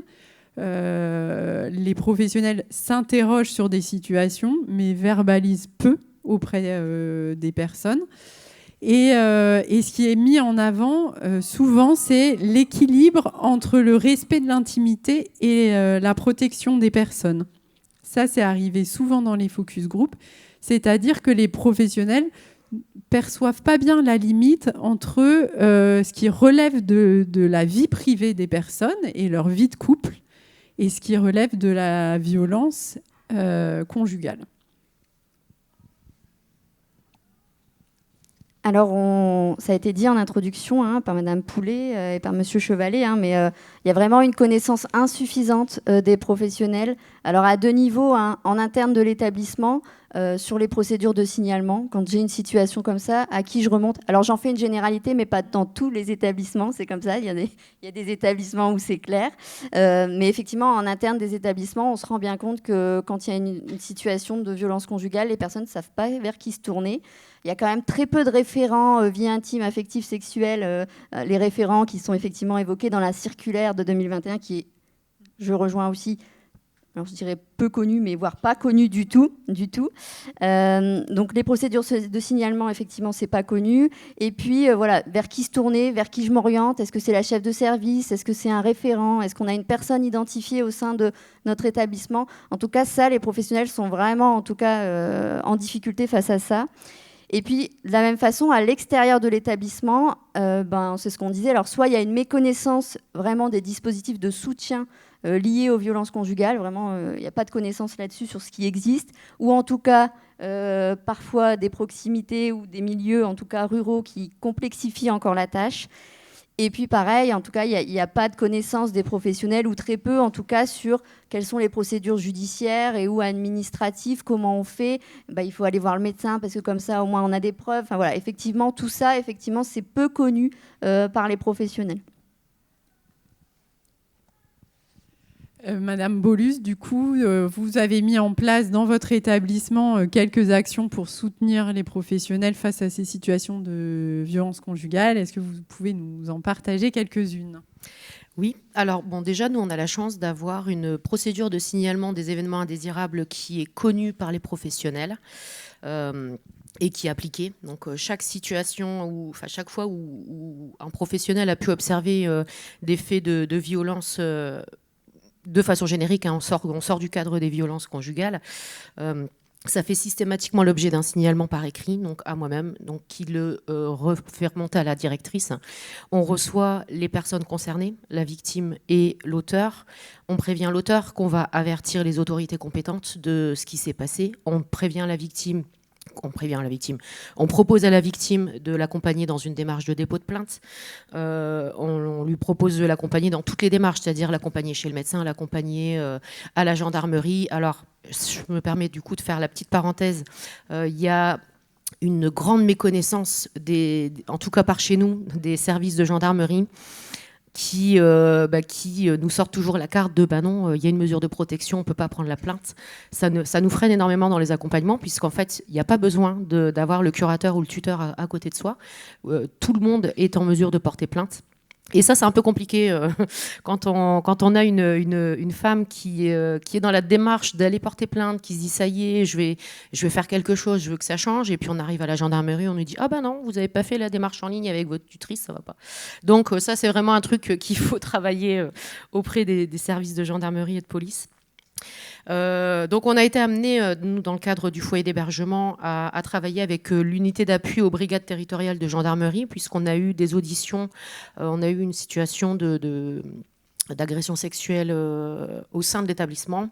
Et donc toutes les personnes accompagnées et accueillies ont été auditionnées. Donc c'est bizarre de le dire comme ça, mais c'était très intéressant pour les professionnels parce que de pouvoir être avec ces spécialistes du recueil de l'information, c'était très aidant pour savoir comment on évoque les situations de violence, comment on évoque les violences sexuelles, comment on se positionne par rapport à la personne qui est victime.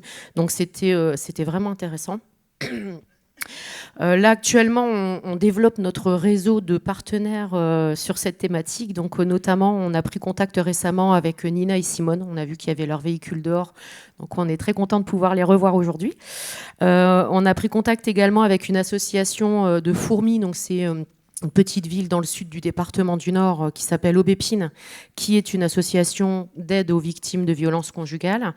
Et donc, on a prévu là prochainement de demander aux gendarmes d'intervenir au sein du dispositif pour faire des démarches de prévention sur les violences de façon générale, les violences conjugales et les cyberviolences, donc les violences qui passent au travers des réseaux sociaux et des messages qu'on peut recevoir sur Internet.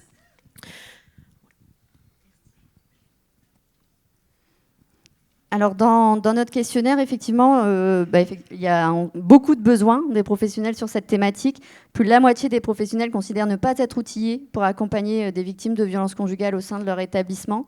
Alors, ce qui est beaucoup demandé, mais plutôt à parts égales, sur les différents besoins, en tout cas, que je vais vous énumérer, des formations sur les violences conjugales adaptées à la spécificité des handicaps. Alors, aujourd'hui, ça n'existe pas. En tout cas, nous, sur le territoire Hauts-de-France, on a effectivement des dispositifs de droit commun qui font des formations sur les violences conjugales. Nous, plutôt le CREAI, on est sur le handicap, mais comment on croise et on décloisonne les violences conjugales et le handicap. Je pense que c'est une formation qui est à penser aujourd'hui et ce sera effectivement, en tout cas déjà, l'une des réponses qu'on apportera nous dans cette recherche. Des rencontres, la connaissance en tout cas, et des rencontres avec les partenaires du territoire sur la thématique des violences conjugales. Donc là, Madame Beaulu, effectivement, a fait cette, est allée vers Nina et Simone, mais effectivement, comment on peut aussi faire venir ces acteurs dans les établissements sociaux et médico-sociaux des outils de prévention accessibles aux personnes en situation de handicap. En fait, les professionnels, alors parfois il y a des professionnels qui ne sont pas à l'aise avec le sujet, ça c'est d'accord, mais quand les professionnels sont à l'aise, parfois ils n'ont pas non plus d'outils adaptés pour expliquer ce qu'est les violences conjugales aux personnes en situation de handicap. Alors on a vu effectivement quelques outils qui étaient adaptés, mais en tout cas, il y a quand même peu d'outils adaptés, faciles à lire et à comprendre sur le sujet des violences conjugales. Donc, comment on peut outiller effectivement les professionnels avec ce genre d'outils ? Et puis, de la même façon, des informations sur les démarches administratives et judiciaires. Effectivement, il faut informer les professionnels de ce que, en tout cas, de ce que on a besoin de récolter quand, effectivement, on doit apporter aussi des preuves des violences conjugales à un moment donné. Est-ce que vous avez identifié d'autres besoins et ressources de vos professionnels ? Alors au niveau des ressources, je vais me répéter un peu, c'est les contacts qu'on est en train de prendre, notamment avec on a l'association Aubépine qui est à 10 km, donc c'est pas loin. 10 km de chez nous, je parle. Nina et Simone, on les a rencontrés une première fois, on doit se revoir parce qu'on aimerait mettre en place une espèce de rituel sur notre secteur géographique où la camionnette pourrait venir... je ne sais pas trop à quelle fréquence et je ne vais pas trop m'avancer, mais en tout cas de façon régulière, pourquoi pas une fois par mois par exemple, pour qu'on puisse avoir sur place un endroit où les victimes puissent venir s'exprimer, poser des questions. On a comme seule ressource vraiment de proximité, on a France Victime, mais c'est pareil, France Victime, c'est 4 demi-journées par semaine, donc bon, il faut que ça tombe le bon jour. Donc ça, c'est pas, voilà, ça c'est ce qu'on peut avoir actuellement comme ressource. Au niveau des besoins, je vais rejoindre un peu tout ce qui a été dit. Donc effectivement, les formations, on a assez peu de formations sur la thématique de la violence conjugale chez les personnes en situation de handicap. Sur la thématique de comment on décèle une situation de violence dans un couple, comment on aborde la violence conjugale, comment on accompagne la victime, comment on accompagne l'auteur, parce que on a aussi à accompagner les personnes qui sont auteurs de violences. Le problème majeur qu'on rencontre, c'est que c'est banalisé au sein des couples. La violence est banalisée, ça fait partie des modes de vie qui s'inscrivent et qui est ce que je disais un peu tout à l'heure, qui est très difficile à déconstruire, puisque ce sont des schémas qu'il faut déconstruire depuis parfois la toute petite enfance. Et ça, c'est pas donné à tout le monde. Si on ne sait pas comment faire, clairement, on ne sait pas comment faire. Ce qu'on peut dire aussi, et là je rejoins par rapport aux outils de prévention accessibles, c'est qu'il existe beaucoup de supports de prévention, des affichages, des flyers, des publicités, des choses qu'on peut voir... mais c'est pas forcément toujours très parlant. Au niveau des personnes qu'on accompagne, on a une grande partie des personnes qui sont pas lectrices. Et il y a des très belles affiches. Alors je les ai oubliées, je les avais imprimées, je voulais vous les montrer, mais j'ai vu une belle affiche avec un nuage de mots. Violence, coup, injure, stop. Ouais, c'est super beau, mais quelqu'un qui sait pas lire, ça lui parle pas. Il y a d'autres affiches où il y a des photos. Alors c'est pareil, c'est très beau, c'est bien fait. J'ai en tête une affiche que j'ai vue hier. C'est un visage d'une dame qui est déchirée comme si on avait déchiré une photo. Et il est marqué « Stop aux violences ». Si on ne sait pas lire, on ne peut pas dire que cette photo, elle représente de la violence conjugale. Et en fait, j'ai recherché des affiches, des flyers qui pourraient être parlants pour des adultes victimes de violences, et j'en ai pas trouvé. Alors, ça existe dans le secteur de l'enfance. Quand on veut faire de la prévention sur la violence pour les enfants, on va voir un enfant avec des bleus, on va voir des dessins où il y a un adulte qui frappe l'enfant, c'est barré pour dire que c'est pas bien, qu'il faut pas. Alors certes, ça c'est un peu infantilisant. Ça n'empêche que c'est parlant. Et ça manque. Il n'y a pas d'outils pour les adultes adaptés, en tout cas pour les adultes non lecteurs. Et du coup, c'est d'autant plus compliqué pour les professionnels de prendre le relais, parce que on peut même pas dire, voilà, tu veux pas en parler avec moi, mais il y a plein de dispositifs qui existent. Les dispositifs, ils sont pas accessibles spontanément. Je regarde si j'avais encore Excusez-moi. Le dernier point que j'ai relevé en tant que besoin, c'est vraiment d'avoir des ressources physiques, des lieux d'accueil physiques, puisque en dehors de lieux d'accueil de jour, ça n'existe pas dans notre secteur. Alors la seule chose que nous, en interne, on est susceptible de proposer à une femme qui serait victime de violence et qui voudrait s'extraire de la maison, enfin du domicile, ce serait de lui proposer un accueil dans un foyer d'hébergement. Et c'est pas la demande, c'est pas quitter sa maison pour aller dans un foyer, c'est pas adapté et ça n'existe pas. Donc ça fait partie aussi des besoins, je pense, un peu partout. Il n'y a pas que chez nous. Alors, ce qui est ressorti à la fois dans l'enquête quantitative, mais aussi là dans les premiers éléments, avec la rencontre des personnes concernées et des professionnels, c'est vraiment la prise de conscience difficile pour les personnes en situation de handicap de leur statut de victime. Ça, effectivement, c'est une spécificité qui est beaucoup revenue. Alors, on l'explique du coup par plusieurs facteurs, mais on en a déjà parlé. Une dépendance accrue des victimes en situation de handicap à l'auteur des violences. Alors, ce qui est revenu assez régulièrement dans nos focus group, c'est cette notion de complémentarité.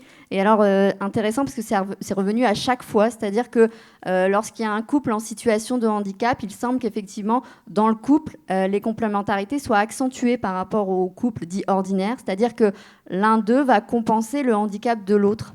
Et ce qui apparemment revient assez souvent, mais ce qui renforce aussi la dépendance entre la personne, enfin en tout cas entre la victime et l'auteur des violences conjugales, dans le cadre en tout cas des victimes en situation de handicap. Il y a aussi cette confusion du coup entre le lien de soutien que m'apporte mon conjoint et en tout cas l'auteur des violences conjugales et cette notion d'emprise effectivement. Donc quelle est effectivement la frontière entre les deux? Ce qu'on a aussi beaucoup entendu, en fait ça c'était quelque chose qu'on n'avait pas imaginé, mais aussi le couple est parfois un moyen de sortir de l'institution, de devenir autonome. Et donc, dénoncer ces violences, c'est aussi se dire qu'on fait une croix, en tout cas, sur notre autonomie et qu'on revient en établissement. Et c'est effectivement, parfois, l'un dans l'autre, on préfère choisir les violences. Je le dis assez crûment, mais... Ensuite, il y a une banalisation des violences, et ça, on l'a effectivement, on a beaucoup quand même évoqué, mais c'est vraiment des personnes qui sont marquées par un parcours de violence. Notamment, on a eu l'exemple d'une personne concernée avec qui on s'est entretenu, où on a parlé des violences conjugales. Et la première chose dont elle nous a parlé, c'était de son viol. Donc effectivement, voilà, le lien, il est quand même rapidement fait entre les violences qui ont été faites pendant l'enfance et les violences conjugales. Et puis, tout ça, ça revient en fait au manque d'informations aussi adaptées et accessibles à ces personnes en situation de handicap. La grande question... Est-ce que l'établissement est un espace de protection ou d'aggravation des violences conjugales?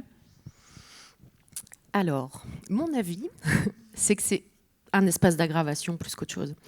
Il y a eu une évolution des pratiques qui a mis en avant le droit à l'intimité, le droit à la vie intime, le droit à la vie sexuelle. Je rebondis sur ce que disait Madame Poulet. Au sein de la Fondation Savart, c'est un sujet qu'on traite depuis plus de 15 ans, avec des groupes de parole sur la vie affective et sexuelle, avec la possibilité pour les personnes accompagnées d'avoir des lits doubles, de vivre en couple, de se marier. Mais cette liberté, le revers de la médaille, c'est qu'il n'y a pas de regard éducatif sur ce qui se passe dans la chambre. Alors c'est très bien. On n'a pas à avoir de regard éducatif sur ce qui se passe dans les lieux de vie privée. Néanmoins, ça enlève ce sentiment de protection qui a pu exister pendant des années, puisque les espaces privés sont plus visibles. Donc ça rajoute de l'invisibilité à la violence. Si les personnes ne parlent pas de ce qu'elles vivent, on ne le sait pas en fait. Et ça, c'est assez nouveau finalement. C'est le revers de la médaille du respect de l'intimité. Le fait, on a eu l'exemple, je ne sais plus qui l'a cité tout à l'heure, le fait d'avoir à gérer une situation où l'auteur et la victime se trouvent dans le même établissement. Au niveau du foyer, on a eu, j'ai 2 exemples là qui me viennent en tête. Donc on a la chance d'avoir un foyer qui est multi-site d'hébergement, c'est-à-dire qu'il y a 2 bâtiments sur le même site et on a des hébergements extérieurs. Il y a 3 maisons sur l'extérieur qui appartiennent au foyer. Donc sur la première situation, on était dans le cadre de violences conjugales banal. Je le dis vraiment avec des grands guillemets. La situation, donc la jeune femme a été accompagnée à la gendarmerie, elle a déposé plainte.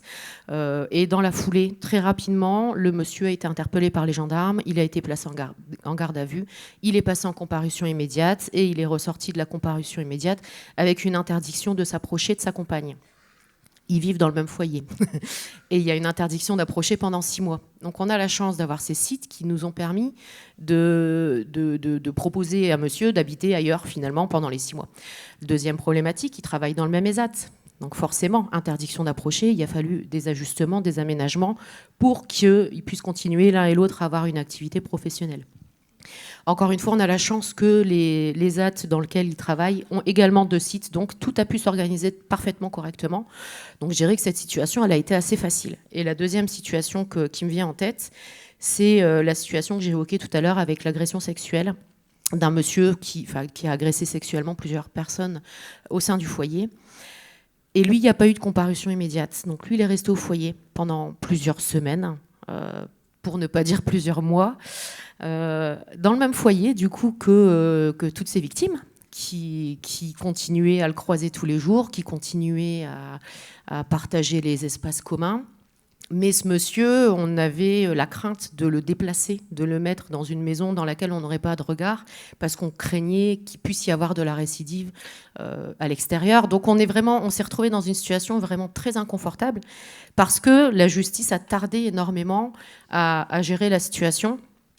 Donc on peut considérer dans ce cas-là que l'établissement n'a pas été du tout protecteur. Pour faire le bilan rapidement et les perspectives, cette première phase de la recherche, elle a permis du coup d'interroger 58 professionnels à travers des entretiens individuels et des focus group, de dégager plusieurs axes d'amélioration dès maintenant, la formation, Stéphie en a parlé, la coordination interinstitutionnelle, c'est-à-dire qu'on doit améliorer la coopération entre les différents acteurs publics et associatifs qui assurent la cohérence et la continuité des interventions pour aussi éviter les ruptures et surtout garantir la sécurité des victimes. Et l'accessibilité des informations pour les personnes accompagnées. Les prochaines étapes de notre recherche, on souhaite recueillir plus de témoignages de femmes victimes de violences conjugales qui sont en établissements médico-sociaux. Bien sûr, on est très attentive à la manière dont on recueille ce témoignage et ça se travaille en amont. D'approfondir les dynamiques territoriales. On vous l'a dit, en fait, dans la Somme et l'Oise, on a moins de données et on aimerait bien enrichir ça. Donc, j'en profite pour faire un petit appel s'il y a des professionnels de ce secteur et de proposer des recommandations concrètes pour les établissements. Comme je vous l'ai dit, on ne fait pas de la recherche juste pour de la recherche, on fait de la recherche pour agir.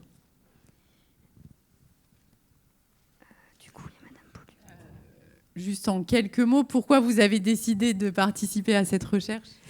Parce que déjà, c'est un sujet qui nous semble très important.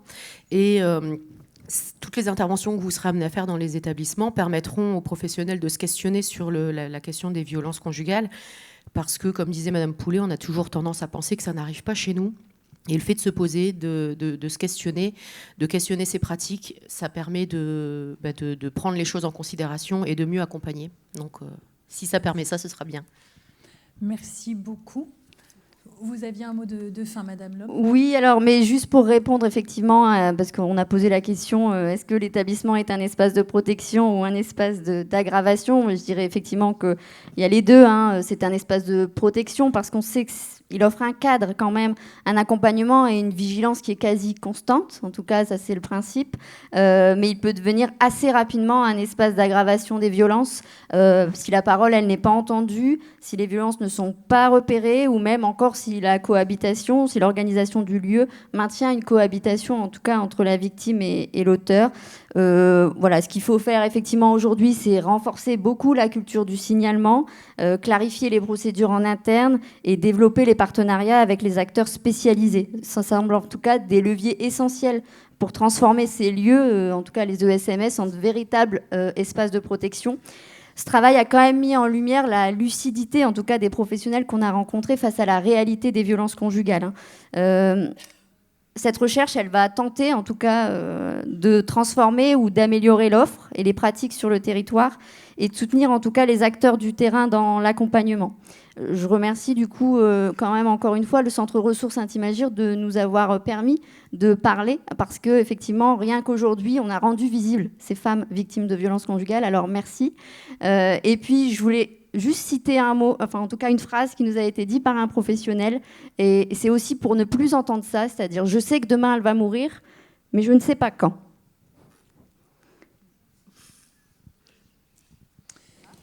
Bon. Si vous voulez nous contacter, il y a une adresse recherche@creaille-hdf.org. Nous, notre prochaine étape, une fois qu'on aura rendu le rapport, ça sera de trouver des financements pour mettre tout ce plan d'action en place. Merci. Merci. Merci infiniment. Le temps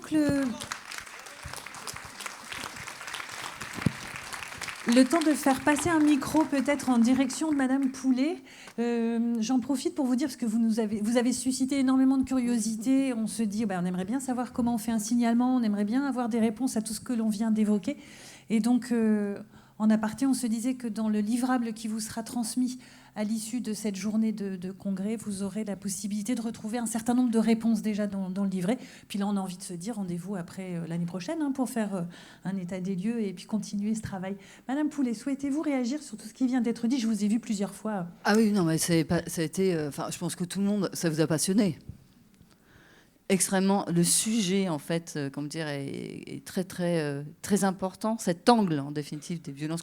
Alors, violence conjugale, à la fois, c'est de se dire que il y a enfin, en définitive, des vies intimes, affectives et sexuelles dans les établissements.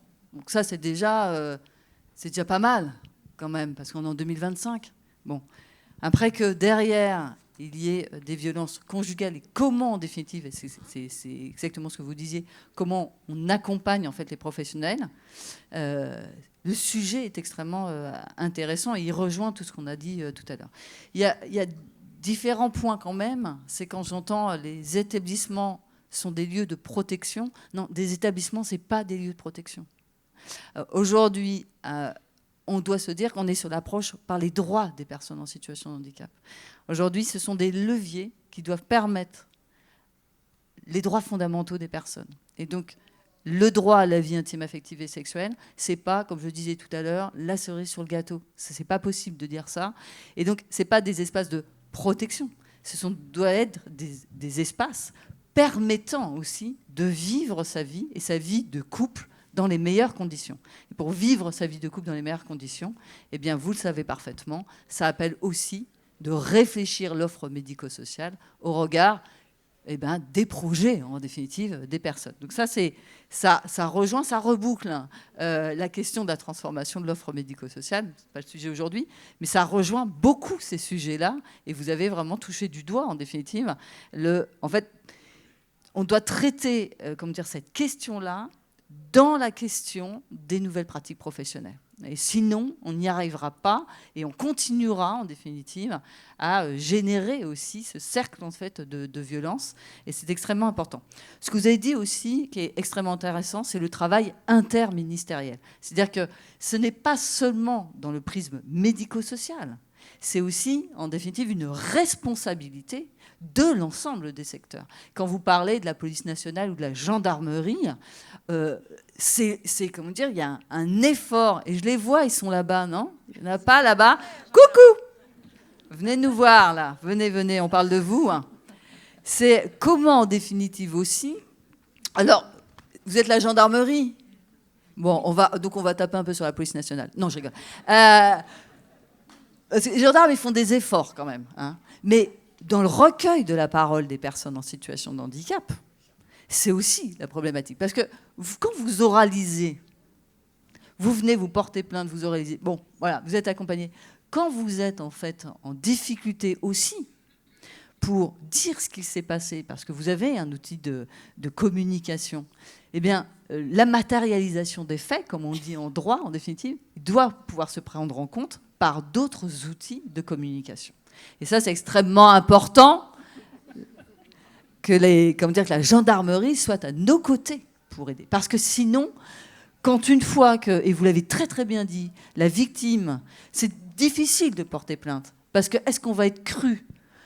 Parce que quand je ne sais pas bien m'exprimer, on va croire que je suis sous l'emprise de l'alcool. Combien de personnes, de femmes aphasiques nous disent « j'y suis allée, on s'est moqué de moi et en fait on ne m'a pas cru ». Combien de fois des personnes qui ont peur en définitive de franchir en définitive, en définitive reculent. Et en définitive, tout ça, en définitive, ça s'accompagne. Et les professionnels du médico-social ne doivent pas avoir peur. Vous devez croire les personnes. Quand les personnes, elles vous disent qu'elles ont subi une violence, il n'y a pas à remettre en cause. C'est extrêmement important. Vous avez un rôle absolument crucial. Et vous le dites, vous êtes un des leviers, en définitive, pour accompagner ces personnes-là. Et aujourd'hui, si vous êtes bien accompagné aussi et que les gendarmes sont formés et comprennent, on va réussir à faire en fait cette boucle-là. Et ce travail interministériel, il se joue aussi, et vous l'avez très bien dit, dans les foyers d'accueil. Quand on est sur un foyer d'urgence, s'il n'est pas accessible, si la personne a la mobilité réduite et qu'elle ne peut pas y accéder, comment fait-on ? Si derrière, on vient dans une UAPED, donc ces fameuses unités d'enfants en danger, et que l'UAPED ne sait pas, en définitive, comment communiquer avec Julien qui a des troubles du spectre de l'autisme, ça ne marche pas. Le rôle des établissements et services médico-sociaux, votre rôle à vous, c'est aussi des ambassadeurs. C'est aussi d'aider à monter en compétence ces dispositifs qui ont leur spécialité. Vous n'allez pas être des spécialistes du psychotrauma. Vous voyez, aujourd'hui, il y a des spécialistes là-dessus. Par contre, aider les spécialistes à bien comprendre comment, en définitive, on accompagne les personnes et comment on s'appuie sur le savoir des personnes qui sont là avec nous, parce que vous avez aussi votre savoir expérientiel. C'est-à-dire que vous savez. Et donc, comment on s'appuie sur vous, sur votre savoir, pour pouvoir demain faire... Donc, dans les violences conjugales, et on se le disait avec Charlie, c'est comment aussi on a rien que mieux qu'une victime en situation de handicap qui s'est sortie de sa situation pour aller expliquer à d'autres victimes comment on s'en sort. Ça, c'est extrêmement important. Et ça, il faut l'avoir dans votre recherche. C'est dans votre plan d'action, c'est comment on vient chercher aussi des victimes qui s'en sortent, comment elles viennent dire à d'autres victimes « je peux m'en sortir, je m'en suis sortie ». Et voilà comment on fait. Donc ça, moi, je trouve que ça m'alerte aussi sur l'interministérialité de nos politiques, où c'est pas le médico-social tout seul qui peut faire. Franchement, voilà, c'est vraiment un ensemble. Charlie dit souvent, on fait système. Comment on fait système ? Donc ça, c'est extrêmement important. Je reviendrai, je pourrais parler pendant des heures comme ça. Ça va pas possible, mais juste, voilà. Je voulais juste dire 2-3 minutes. Juste, ne jamais oublier le domicile des personnes. Vous l'avez dit tout à l'heure, des personnes qui sont, quand leur conjoint est leur propre bourreau, qui dépendent de leur conjoint pour se lever le matin, pour être nourris, pour sortir. Comment s'en sortent-ils quand le conjoint est lui-même le bourreau ? Comment font-ils pour sortir d'une situation d'emprise, situation économique ? Et donc ça, il faut l'avoir en tête aussi, parce que c'est des situations que l'on rencontre aujourd'hui, qui sont complètement invisibilisées par la société, mais qu'il faut vraiment avoir en tête. Et je terminerai, parce que je pourrais dire beaucoup de choses, attention à 2 choses que vous avez dit, je reviens sur le oui et le non. Alors, on a toujours l'impression que quand une personne dit un oui, c'est vraiment un oui. C'est pour ça qu'il y a un travail autour du consentement. C'est pas parce que la personne elle a dit oui, c'est qu'elle a été habituée à dire oui. Oui, bah oui, pour faire plaisir aussi. Oui, parce que tu me casses les pieds, donc je te dis oui. Que le oui dans le consentement, dans une relation sexuelle, est un vrai oui. Et c'est là, tout l'impact que vous avez, c'est quand on traite du consentement, on doit passer par des formations, non pas sur PowerPoint, oui, non, gna gna gna, mais sur des mises en situation pour qu'on comprenne en définitive ce qu'est un oui, ce qu'est un non. C'est extrêmement important. Pourquoi au niveau des troubles du spectre de l'autisme, il y a plus de victimes ? Eh bien, il y a certaines victimes qui disent oui. Est-ce que c'est un oui qui consent ? Eh bien, on n'en est absolument pas convaincu. Et c'est important d'avoir ça. Deuxième chose, il y a une stratégie des prédateurs. Et attention, quand je dis prédateurs, c'est souvent des personnes qui sont salariées dans les établissements. La stratégie d'un prédateur est très différente d'absence de stratégie d'un agresseur, qui peut être un agresseur en situation de handicap, parce que lui-même, en définitive, peut aussi ne pas savoir, s'il n'a pas eu cette culture et cette éducation sexuelle, il peut aussi ne pas savoir comment se comporter. Et donc, en fait, il faut faire très attention à bien distinguer, parce que ce n'est pas le même mode d'accompagnement. Et ce que vous dites nous remonte tout le temps, c'est comment on gère, en définitive, la question de la victime et de l'agresseur, puisque souvent, un agresseur a été victime. Un agresseur sexuel en situation de handicap a souvent été lui-même victime. Dans le psychotraumatisme, donc je reviendrai l'année prochaine, j'irai voir qui est-ce qui a été faire les modules d'auto-formation sur le psychotraumatisme. Allez regarder. Vous allez voir que dans le psychotraumatisme, si je suis violée, je vais avoir soit je vais me remettre en situation de victime, soit je me mettrai en situation d'agresseur. Et si vous ne coupez pas la chaîne, si vous ne prenez pas en compte le psychotraumatisme, si on n'accompagne pas les personnes, on ne coupe pas la chaîne des violences. Et donc on est aujourd'hui tous, on doit se former là-dessus, pas être des spécialistes du psychotraumatisme, mais avoir conscience de qu'est-ce qui se crée, en définitive, dans notre cerveau. Et qu'est-ce qui se crée ? Parce qu'on est tous concernés ici. Et d'ailleurs, je vois qu'il y a beaucoup de femmes. On est, mesdames, toutes concernées. Donc il faut vraiment... Et messieurs, mais bon, vous êtes un peu minoritaires. Regardez la table ronde. Un homme. Non, mais ça dit aussi beaucoup des choses de ce sujet-là. Ça mobilise beaucoup de femmes, peu d'hommes.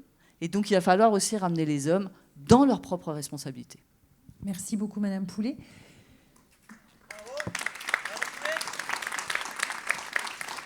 Alors, effectivement, on pourrait en parler des heures. Monsieur Chevalier, est-ce que vous voulez bien, mais quand même juste en vraiment 5 minutes, grand maximum, apporter votre regard sur les échanges ? 5 minutes, grand maximum. Et c'est promis pour la salle, parce que du coup, je me dis que vous devez avoir envie de poser plein de questions. Là, on est vraiment très contraint par le temps. Mais il y aura dans la... ce que je vous propose, c'est comme il y a les scénettes de théâtre ensuite qui sont entrecoupées de temps d'échange.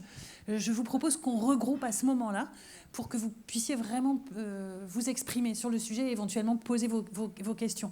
Je vous en prie, pardon. J'ai dit que je ne parlais plus après Céline Poulet et me voilà à nouveau coincé. Non, mais du coup, ça va m'obliger à faire court. Déjà, merci pour les travaux qui sont menés. J'ai trouvé ça absolument passionnant. Merci pour votre témoignage. Je trouve que dans votre parcours et dans la manière dont vous investissez le sujet, vous dites beaucoup. Vous avez travaillé en établissement, puis vous travaillez en service. Vous vous intéressez au sujet, vous mettez en place des actions concrètes. Et je trouve que vraiment, c'est ça qui compte. Et c'est comme ça qu'on va réussir à avancer sur le sujet. Il a été évoqué un terme que je trouve important, la question du schéma. Je pense que sur le sujet, comme sur tant d'autres, on est aussi sur une question de culture. Tu as bien dit que le sujet n'était pas purement médico-social, loin de là. On se rend compte que ce à quoi on touche, c'est des schémas familiaux, c'est des schémas de fonctionnement, c'est des questions de société. Et il y a donc 2 sujets qui me semblent extrêmement importants, et je le dis avec presque un peu de... pas de lassitude, mais un peu d'agacement. C'est la question de la formation et de l'éducation, parce que ça fait des années qu'on dit qu'on doit revoir nos méthodes de formation, le contenu des formations, notamment auprès des professionnels du médico-social. Et je suis un peu attristé quand je vois que dans les besoins, il y a un besoin de formation et d'information. Je me dis, bon, il y a quelque chose il manque quelque chose là. Il faut qu'on arrive à avancer sur ce sujet-là. Et donc, parmi les propositions qui pourront être faites, évidemment, on est preneur de ce qui pourrait être avancé sur le sujet, même si Agence régionale de santé, c'est pas forcément notre compétence. Mais en tout cas, on peut œuvrer en tant qu'acteur qui fait système pour plaider en ce sens. Je trouve que tu as ouvert sur ce point et ça me semble également fondamental, c'est la question de la prise en charge des auteurs de violences sexuelles et sexistes, puisque tant qu'ils ne sont pas pris en charge, ils recommencent. Et donc l'idée, c'est bien d'arrêter et d'inverser le processus pour permettre qu'eux aussi soient dans un processus de vie où ils ne sont plus dans ces mécanismes-là et où évidemment on limite le nombre de victimes derrière, c'est évidemment l'objectif principal. Un point aussi sur lequel on est en difficulté et on le partage avec vous, vous l'avez très bien présenté, c'est la question de l'éloignement de l'auteur. Je trouve que là aussi c'était très intéressant ce que vous avez présenté parce que vous avez montré que avant d'aller chercher des solutions ailleurs, vous avez cherché en votre sein, au sein de votre organisme gestionnaire, comment vous pouviez gérer cette question. Il n'y a pas de bonne réponse. C'est compliqué quand la justice n'est pas dans la temporalité qu'on souhaiterait. Sachez qu'on est aussi sollicité au niveau de l'Agence régionale de santé par des acteurs tels que vous, qui nous faites part, vous nous faites part que des auteurs sont dans les murs, que parfois il y a des mesures d'éloignement, d'ailleurs ça concerne aussi les personnes âgées en EHPAD, et pas de solution à court terme. Aujourd'hui, notre système n'est pas pensé. Il n'a pas pensé à cette configuration-là et donc ne prévoit pas de sas, d'endroits où nous pourrions éloigner, si ce n'est les lieux qui relèvent du judiciaire, mais qui ne sont pas toujours adaptés. C'est un euphémisme de le dire pour ces auteurs. Une fois, j'ai eu la chance de participer à un événement sur le sujet de la vulnérabilité et des victimes de violences, toute violence, physique aussi, pas seulement sexiste et sexuelle, au Québec, et j'avais découvert un programme qui s'appelle Kids Power. Et alors ce que j'avais adoré, mais c'est ce que vous avez prévu cet après-midi, c'était vraiment dans le concret. Et alors dans le concret, ça veut dire qu'à un moment on demandait à la salle de se lever et d'apprendre à dire non, en fait, parce que rien que ça, quand on reprend les processus d'éducation, ce qu'on apprend à l'école, alors peut-être que ça change, mais en tout cas moi à mon époque c'était comme ça, on ne nous apprenait pas à dire non, on nous apprenait plutôt à dire oui d'ailleurs, et pouvoir faire monter en compétences psychosociales, désolé le gros mot, mais pouvoir faire comprendre et partager avec des enfants qu'ils ont le droit de dire non, qu'ils peuvent dire non, ça me semble extrêmement important.